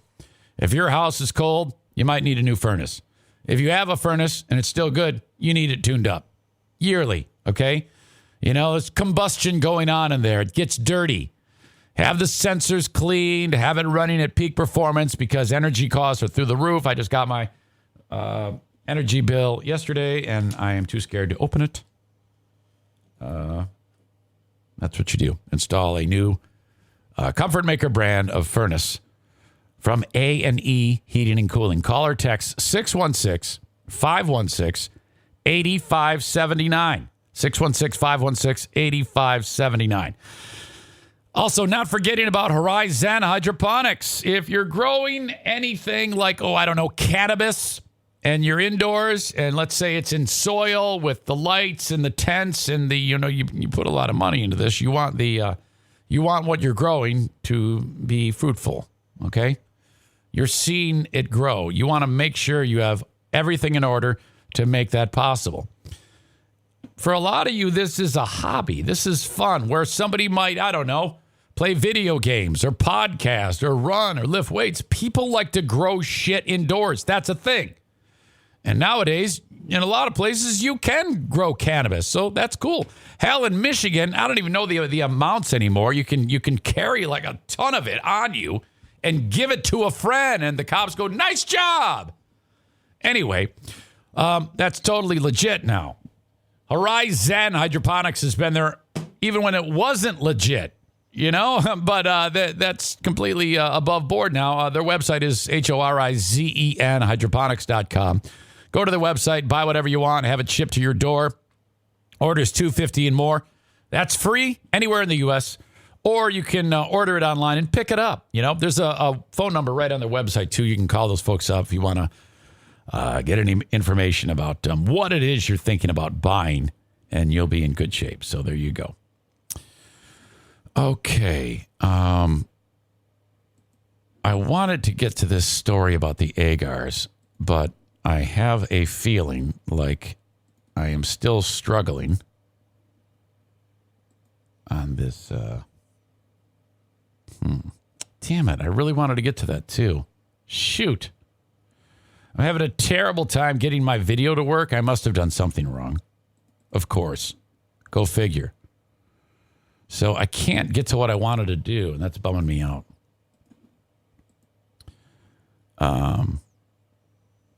No big deal, though. Hang on. I can shift on the fly. Trevor writes this. Holy shit. Great interview. You handled that well with Ashley. It was very balanced, and it didn't turn into attack. It wasn't intended to be. You just covered the facts, and it was powerful. Hopefully the Reddit warriors will watch it. Yeah, you know, the only reason why I would want somebody to watch it who thinks I'm a piece of shit is to, you know, whatever. Get the point across that I'm not. I mean, come on. Like I said earlier, I got to fucking look at myself in the mirror. Jesus. This school shooting in Michigan might be worse than any other school shooting because of the level of malfeasance from the parents. You know, typically when there's a school shooting, you might see the parents, they're like, oh, we had no idea. And oh my God, I feel so terrible for the family. In this one, they had an idea. They contributed to it, and now they're going to go to prison because of this horrible act that they did, essentially encouraging this kid to kill people. That might be a stretch. Hang on. But listen up. First of all, a Michigan school district superintendent, you've seen this guy on the news, he's defending the guidance counselors because people are pointing fingers at the school. Saying, you know, why didn't you do this? Why didn't you do that? Why didn't you do this? They sent the kid. Here's, in a nutshell, what happened. Guidance counselors, parents, kid with his backpack. They're discussing a drawing that he did saying with like a gun shooting people. He drew like blood and shit on them and wrote all sorts of fucking fucked up messages. That prompted the meeting. They get in front of counselor, parents, all that shit, and for they have the meeting, and then the school says he should go home. The parents say, nah, we're going back to work. Kid gets up, goes back to the classroom. Handful of minutes go by. Goes into the bathroom with his backpack, takes out his 9mm, walks out of the school restroom, starts shooting people. That's what happened. During that meeting, it is thought that that weapon was in the backpack while he was there with the counselor, with the mom and dad. Well, why didn't you search the backpack? I don't know if that actually is legal. I'm not a lawyer or a cop, and I don't know if they thought that there was a need for it, but that is so fucked up. There's more to it. Oxford Community School Superintendent, hold on a second. A Michigan School District Superintendent defended the guidance counselors who sent the Oxford High School shooting suspect back to class after meeting with him the morning of the attack, saying the students' parents had withheld relevant information. Oxford Community School Superintendent Tom Throne wrote in a letter to the community Saturday that he had requested a third-party investigation to review all interactions between the alleged shooter, 15-year-old Ethan Crumbley, and school staff and students. He also vowed transparency and offered answers to some of the questions about potential warning signs for the violence.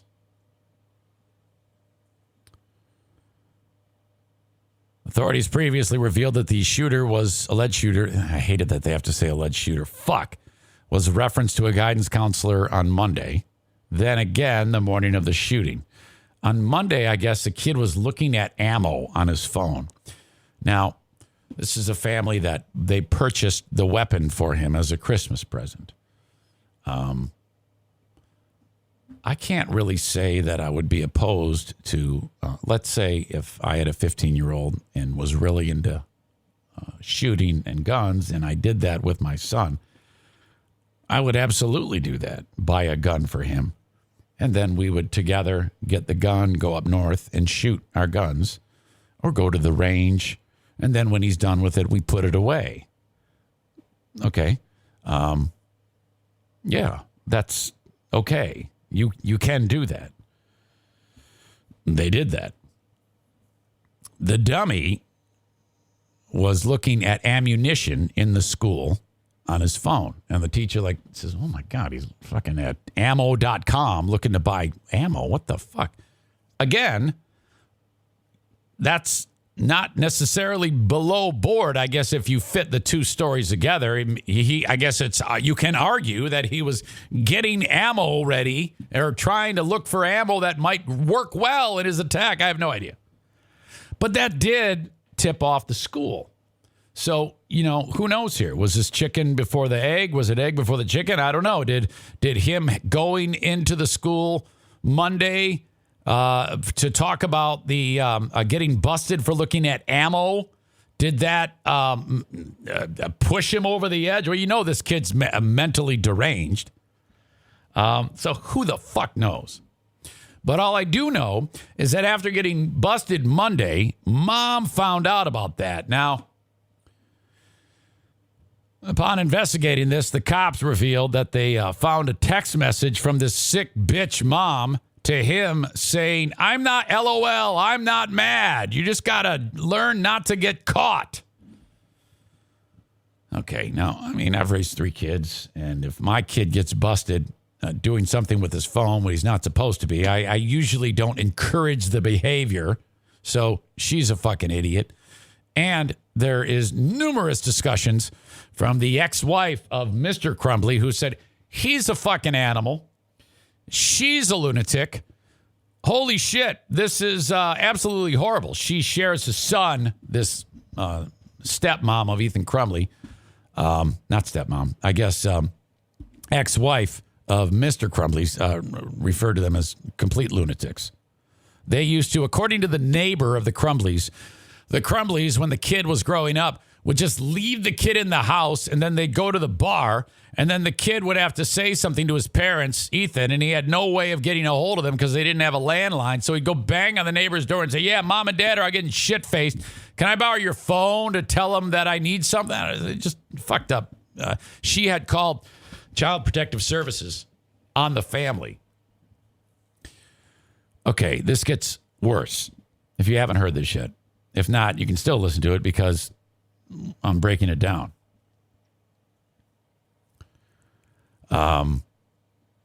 So he's looking at the ammo. That's where we picked this up. He was referred again when a teacher found a note on his desk with a drawing of a handgun, a bullet, and a person bleeding from gunshot wounds. The incident was never elevated to the principal or assistant principal's office. The teen was ultimately returned to class after his parents refused to take him home. There's more on that letter, or on that note, or that drawing that he wrote. Let's see. Where is that part? Just prior to the attack, it was referred to counselors again. Parents called in for a meeting after teachers found the disturbing drawing. The superintendent said that counselors spent an hour and a half with the teen while they waited for his parents to arrive. During that time, the teen did homework and claimed that the drawing, which included a laughing emoji and the phrase, get this, "the thoughts won't stop, help me," was part of a video game he was designing. That's bullshit. To me, that's evil. I don't know about you, but I do believe in evil. I do. I believe that the devil can actually take you over. I believe that this kid is influenced by the devil. That's what and it came out right there. Holy fuck. How can this happen? I can't stress enough that, while people are, if I'm running the school and if I'm a counselor and I am aware that I've got a student who's drawing these types of things with words like that, I don't care. First of all, more people need to know up the chain. You've got that sounds very, very serious to me. Hindsight being what it is, I think this is fair. I don't think that anybody should have let this kid step foot anywhere in that class. They also said the kid has to be into counseling within 48 hours. Little did they know they were a half hour away from this massacre. That's too much for me, in my opinion. Knowing what we know just by that, I would say the school holds some responsibility with that type of specifics on what the kid wrote in his "I'm going to fucking kill you" note. Okay? Oh, my God. Wow. I think this was preventable. I absolutely think this was preventable, and it starts with the parents. Daisy's barking outside. Shut up! All right. While we understand this decision has caused anger, confusion, and prompted understandable questioning, the counselors made a judgment based on their professional training and clinical experience. Let's hold right there. This is, again, the superintendent. So he's suggesting that their professional training and clinical experience, despite all of that, when faced with a drawing made by a young individual that says, "I can't stop the thoughts, please help me," with bullets and dead kids, bleeding, and guns, you realize we live in a day and an age where kids have been suspended for taking a chicken finger at lunchtime and saying, "Look, it looks like a gun." That has happened. If there's any inference of any type of weapon in a school, we've sat here on this show and laughed at stories like that. And you finally get the one kid who writes, "I'm going to go kill everyone," essentially. And you go, nah, that is fucked. Okay? No way. No way am I buying that. Oh, my God. I don't give a shit, Superintendent Throne, what you say. You're fucked. There is no way. If he'd be better off saying, "I know we're going to get sued and we're so sorry. Please sue us for everything that we have. We have insurance and it's appropriate." I have nothing further to say at this point, in my opinion, which is what this is all about. Our counselors are deeply committed, longstanding school members who have dedicated their lives to supporting students and addressing student mental health and behavioral issues. Well, they failed. They did a horrible job on this day, and I'm sorry, but they are also responsible. Parents are the most responsible. Make no mistake. These pieces of shit are going to burn in hell. So is the school. Okay. Throne said that after observing the teen and asking him specific probing questions, which his parents affirmed, The answers to counselors concluded that he did not intend to harm himself or others. I don't buy that. I believe that they believe that, but they are horribly mistaken.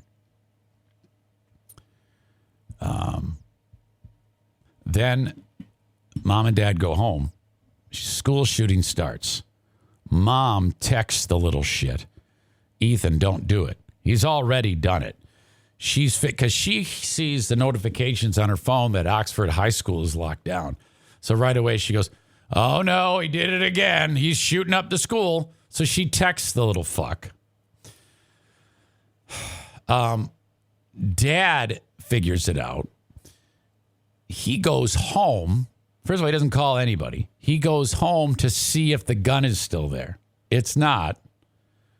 He then calls 911 and says, I think my son's the school shooter. Because he went home to see if the gun was not there. Or was there or not. Oh, my God. Then, I don't know if it was necessarily a fugitive thing, but it sure seemed a little bit like that because the mom and dad wandered away and no one really knew where they were for a little bit of time. And there was a guy that he's an artist. He's a Detroit-based artist. He had them in his residence. And then so everybody's like, oh, he needs to be charged too. But I don't think that's going to happen because that guy actually called the police and said, hey, they're here. And I think he called 2 police agencies and said, hey, I don't want to be implicated. I'm just letting you know they're here. They eventually got them. And so I don't necessarily believe the story of it was a fugitive scenario. Maybe, I don't know. But it's neither here nor there. They're in custody. They face manslaughter charges. I don't ever recall a school shooting having such a... I mean, how often do these happen? And then for days after, we're like, how? Why? And there's a lot of information that leads us to understand how it all happened. God only knows the motive. I still think it was evil. But as we indicated Friday, this family is a piece of shit. These are horrible human beings. They're the worst, okay? I'm just sickened. I see those 4 beautiful faces, those 4 young people, and I can't. When you think about, I was laying in bed last night. I said, imagine being in bed days after this has happened and being the mother and father or siblings or any family member or friend of anybody who had passed away in this. The level of trauma is so visceral that I can't even, it makes me shudder that there are humans feeling that right now. That they are actually experiencing all these sleepless nights and unbelievable levels of sorrow and anguish. And I don't even know.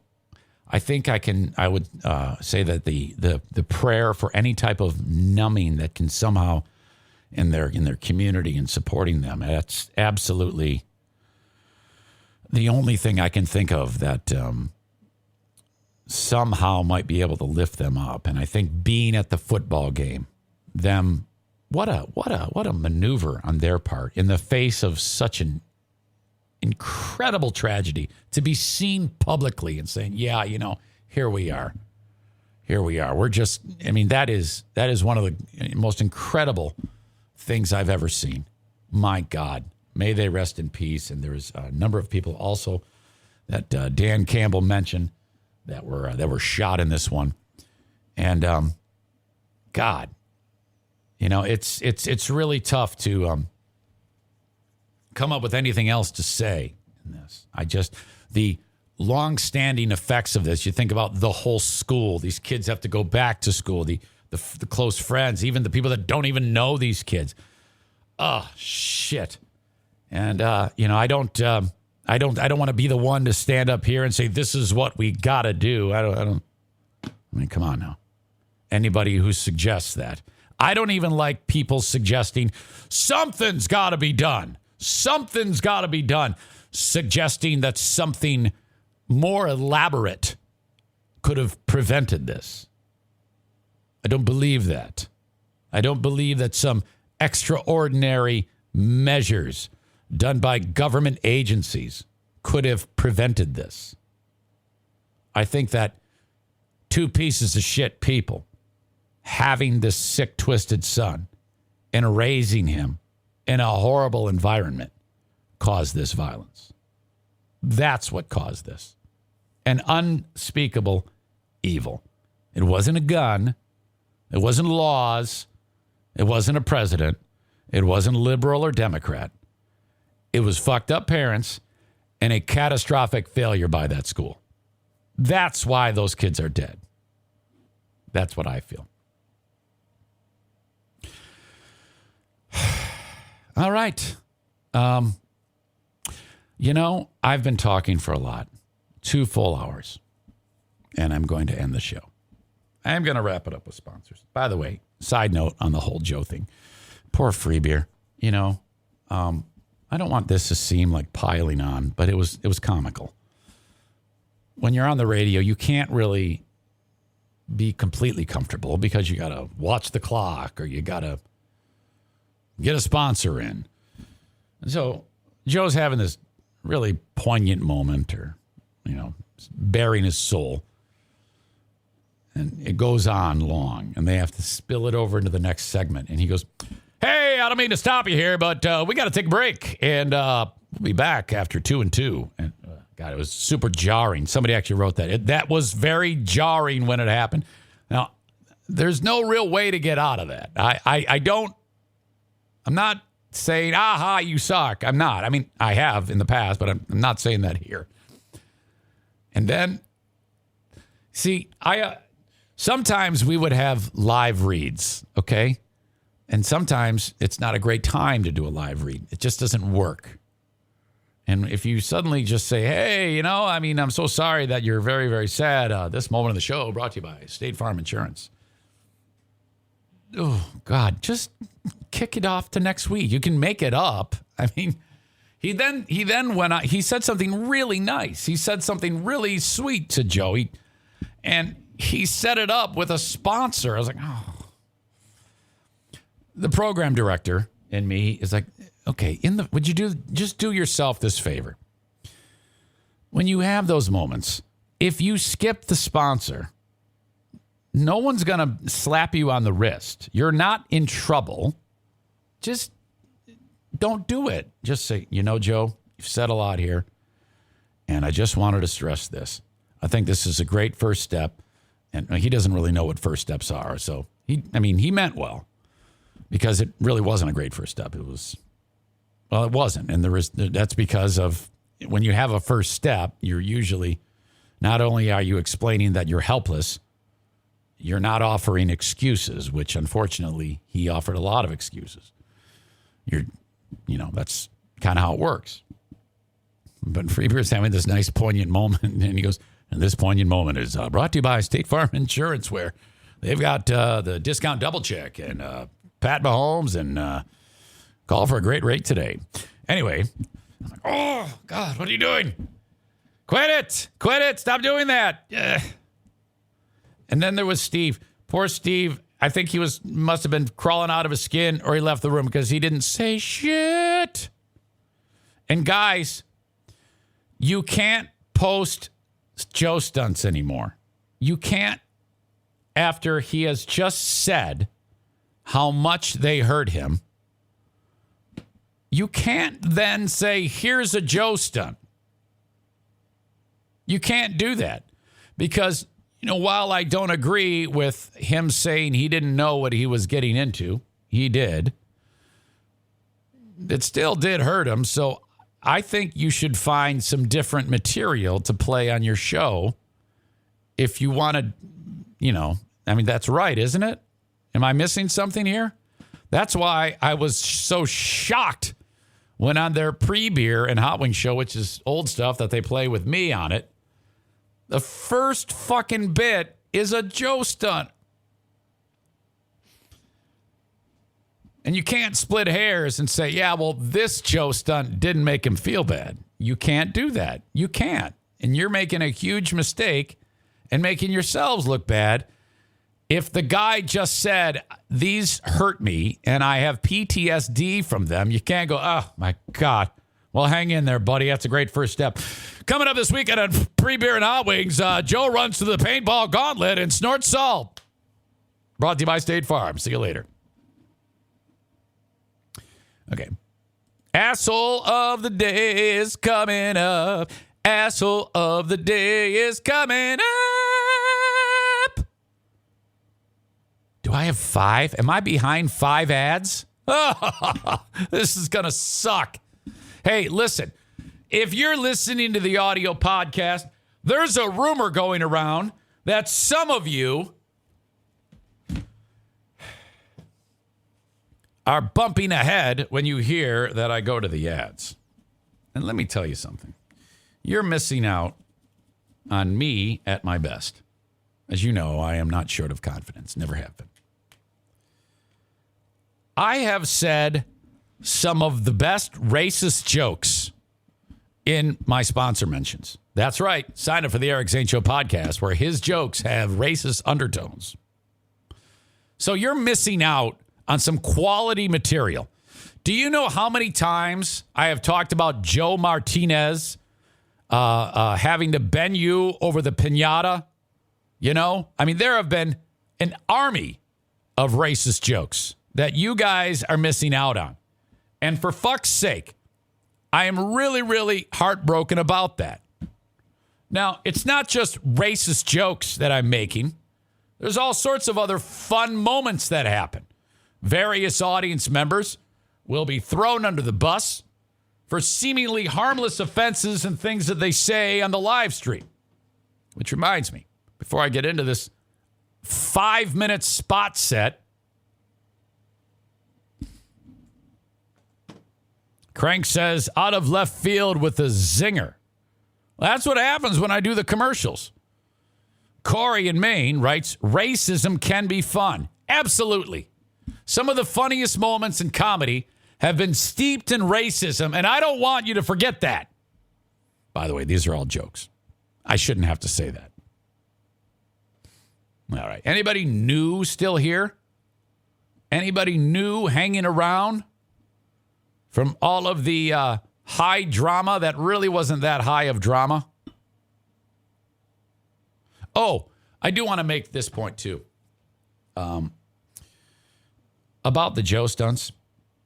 I also challenged this when he talked about how traumatic they were. And I already said what I want to say about that, and I stand by that. I'm not taking any of that back. I stand by it, and I challenge all of that assumption, or all of that, what he stressed about him not knowing and him not having an out. He had full veto power, any stunt. Okay, one more thing. He was good at it. He was funny.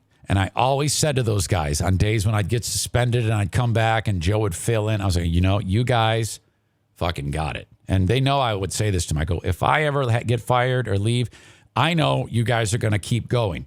And I based a lot of that on Joe. When he was out on the street doing those stunts, a lot of that was improv, making shit up as he went. Super funny at it. That's what a good portion of making the show famous in the first place was the stunts, the trepidation, the concern, the stress. He then would get into it, be funny with random people, make random people uncomfortable. That's the hilarity. And he did it all through spoken word. He painted a visual picture on an audio medium. Not easy to do. All we're doing is, doing man show shit, feeding lines into his ears, and he's pulling it off perfectly. And we'd always have these big high water marks, and that eventually led to the Lindsay Lohan Freedom Trip, the trip to Spain. These were all big things. On Friday's show, Joe said that was all trauma. Bullshit. That's bullshit, and you know it. It's an excuse. What you did there was an excuse. You also have achieved great heights in popularity and with financial assets that go along with that. That was a weird way to say you're making great money for doing this. Had that not happened, my point is to great benefit to you. Great benefit. You're a fucking star on a syndicated radio show. So there's that. That's why I don't buy what you're trying to sell to this audience. And I think that's valid.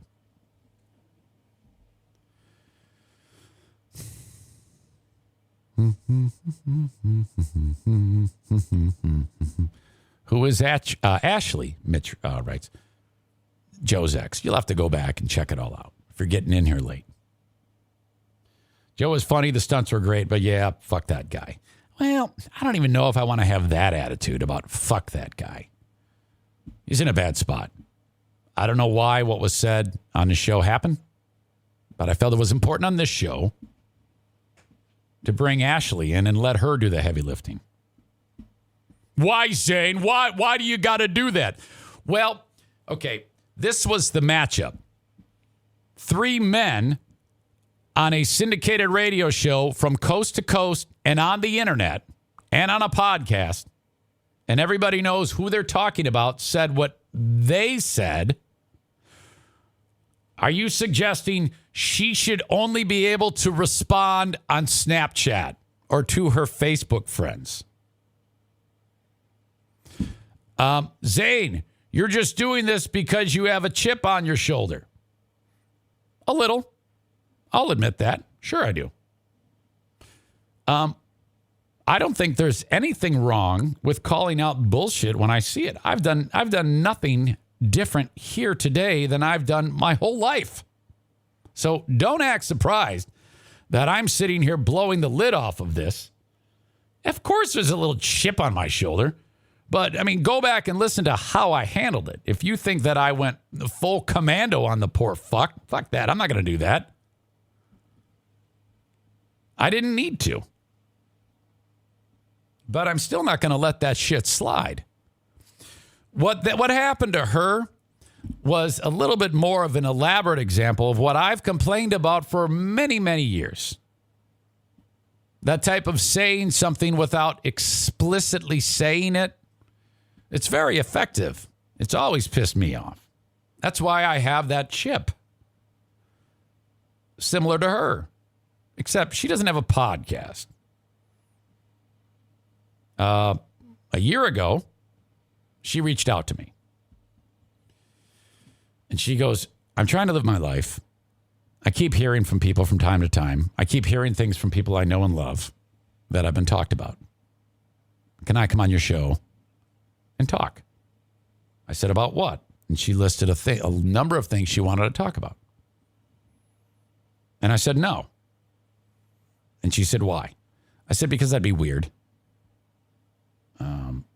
And I don't want to expose myself to that. I don't want to throw myself into it. So she really wanted to talk. And I said, no, you may not. I appreciate you reaching out to me, and I understand where you're coming from. I talked to her for a good amount of time. I recorded the whole thing, in fact. And then I buried it. There's no point in going down that road. Since then, and I was in a good spot with the show then. I had no axe to grind. We were talking. Since then, things have gotten off the rails, and sure, I've got a chip on my shoulder. I'll be the first one to admit that. And so then she heard what they said about her. And remember that scene in Rocky 2? Okay, let me set the stage for you. Rocky has not wanted to fight Apollo Creed because he can't see anymore. And Apollo keeps trying to draw him out and publicly saying shit about him. Well, Rocky, he's not going to fight because his eyes hurt, and Adrian just wants him to settle down. Well, he goes on a press conference, Apollo does, and he talks all sorts of shit about Rocky. Mick gets up from the fucking couch, walks down the street, and bangs on Rock's door at the fucking apartment he lives in. He opens the door, And he looks down at Mick, and he goes, hey, what do you want to do? And Mick says, I think we ought to knock his block off. And Rock goes, absolutely. And he looks back at Adrian, and Adrian's like, oh, Rocky, I don't know. And they start training. Now, it wasn't until Adrian, she had the issue with the pregnancy after she was picking up the bag of dog food. She ends up in the hospital, and she's laying there, and he ends up having the baby, and Rocky learns to read. Remember, Rocky learns to read, and he's reading the book to Adrian by his bedside. Very touching moment, but I don't want to train Mick until Adrian's better, And then she wakes up from the coma and goes, hey, hey, you had the kid. You done good. You got this boy. I mean, look at him. She's holding the baby. She goes, yeah. So he goes, what do you want to do? Or what should I do? And she goes, win. Oh my God! Fantastic! So great. And then he goes and he confronts his demon Apollo Creed, and he wins the fight. Well, that's how she felt. She was Mickey. So I put her on. I don't think there's any problem with the lady. If anybody has a problem with her contesting the accusation that she beat Joe and mentally abused Joe and faked a pregnancy, wow. 3 men did that to her on their show in this day. And you know what? I'm frankly shocked that they went there. There had to have been a couple of tight assholes in that room going, oh boy, don't do it. Don't do it. And then, ooh boy, my gut tells me Steve was like, oh boy. Couple of predictions. First of all, I think someone close to him needs to ask him if sobriety is an issue. Okay. While Joe has to figure this out on his own, I predict he's not quite there yet. I predict he's not quite ready yet because of how much, yet how little he said when he was speaking. And what I mean by that is he talked a lot, but didn't say a whole lot. You know what I mean? I've been through the ringer when it comes to trauma too. Horrible husband. I have put Diana through every type of trauma you can imagine. Name it. I've lived it. So is she. By the grace of God and soul-searching honesty, the only way I was able to salvage this. Okay? Let me explain something to you. At the height of the trauma that I caused Diana, coming just short of saying what you all want me to say, at the height of that trauma, I went to a counselor. And I revealed to him some things. And I talked a lot. I didn't say a whole lot. And I wasn't that honest. And he talked to me about that. And I had his phone number on the back of a card. And I drove home from the counseling session. I threw the card out the window. It was gone. And then I went home. And I said to Diane, I don't think this guy's going to work. It's, he's got a bad attitude. She's like, It was couples counseling. But we had to do couples counseling, and I had to go by myself. I go, yeah, I think we should get a new guy, because this guy was tough. And she's getting manipulated by me. And then at some point, shortly thereafter, I said, no, I got to go back to this guy. And I changed my mind. I was honest with her. I was honest with him. And here we are. It's that simple. Quit being a fucking pussy and get honest with yourself. Or you're not going to make it. You are not going to make this. And I'm not telling you this as a friend. Any person who has ever been through any of this typically will just tell you straight up. You're full of shit. You need to be honest. That's it. This is not a complex blueprint. Your honesty is key. With who you talk to, with who you are in relationships with, and who you work with. I think if you ever want to make any progress, you're going to have to do those things. One more thing. What was I going to say? Shit, I just got distracted. It's gone. It's gone. It's gone. Okay, I'm going to leave it right there. You all are the best. I wish you nothing but the best. Sorry if you're really offended by what I have to say, but I don't know. Thanks, folks. Have a good one. Bye-bye.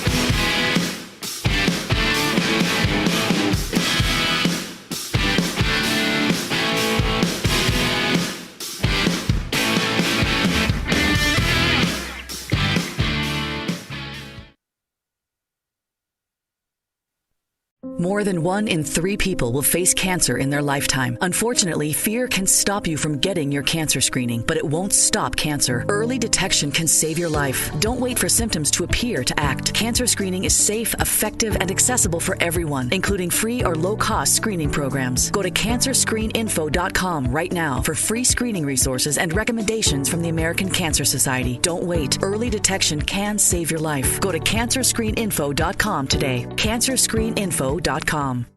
Every year, compliance regulations change thousands of times, and every year ADP makes thousands of seamless platform updates so businesses can focus on everything else, like running their business.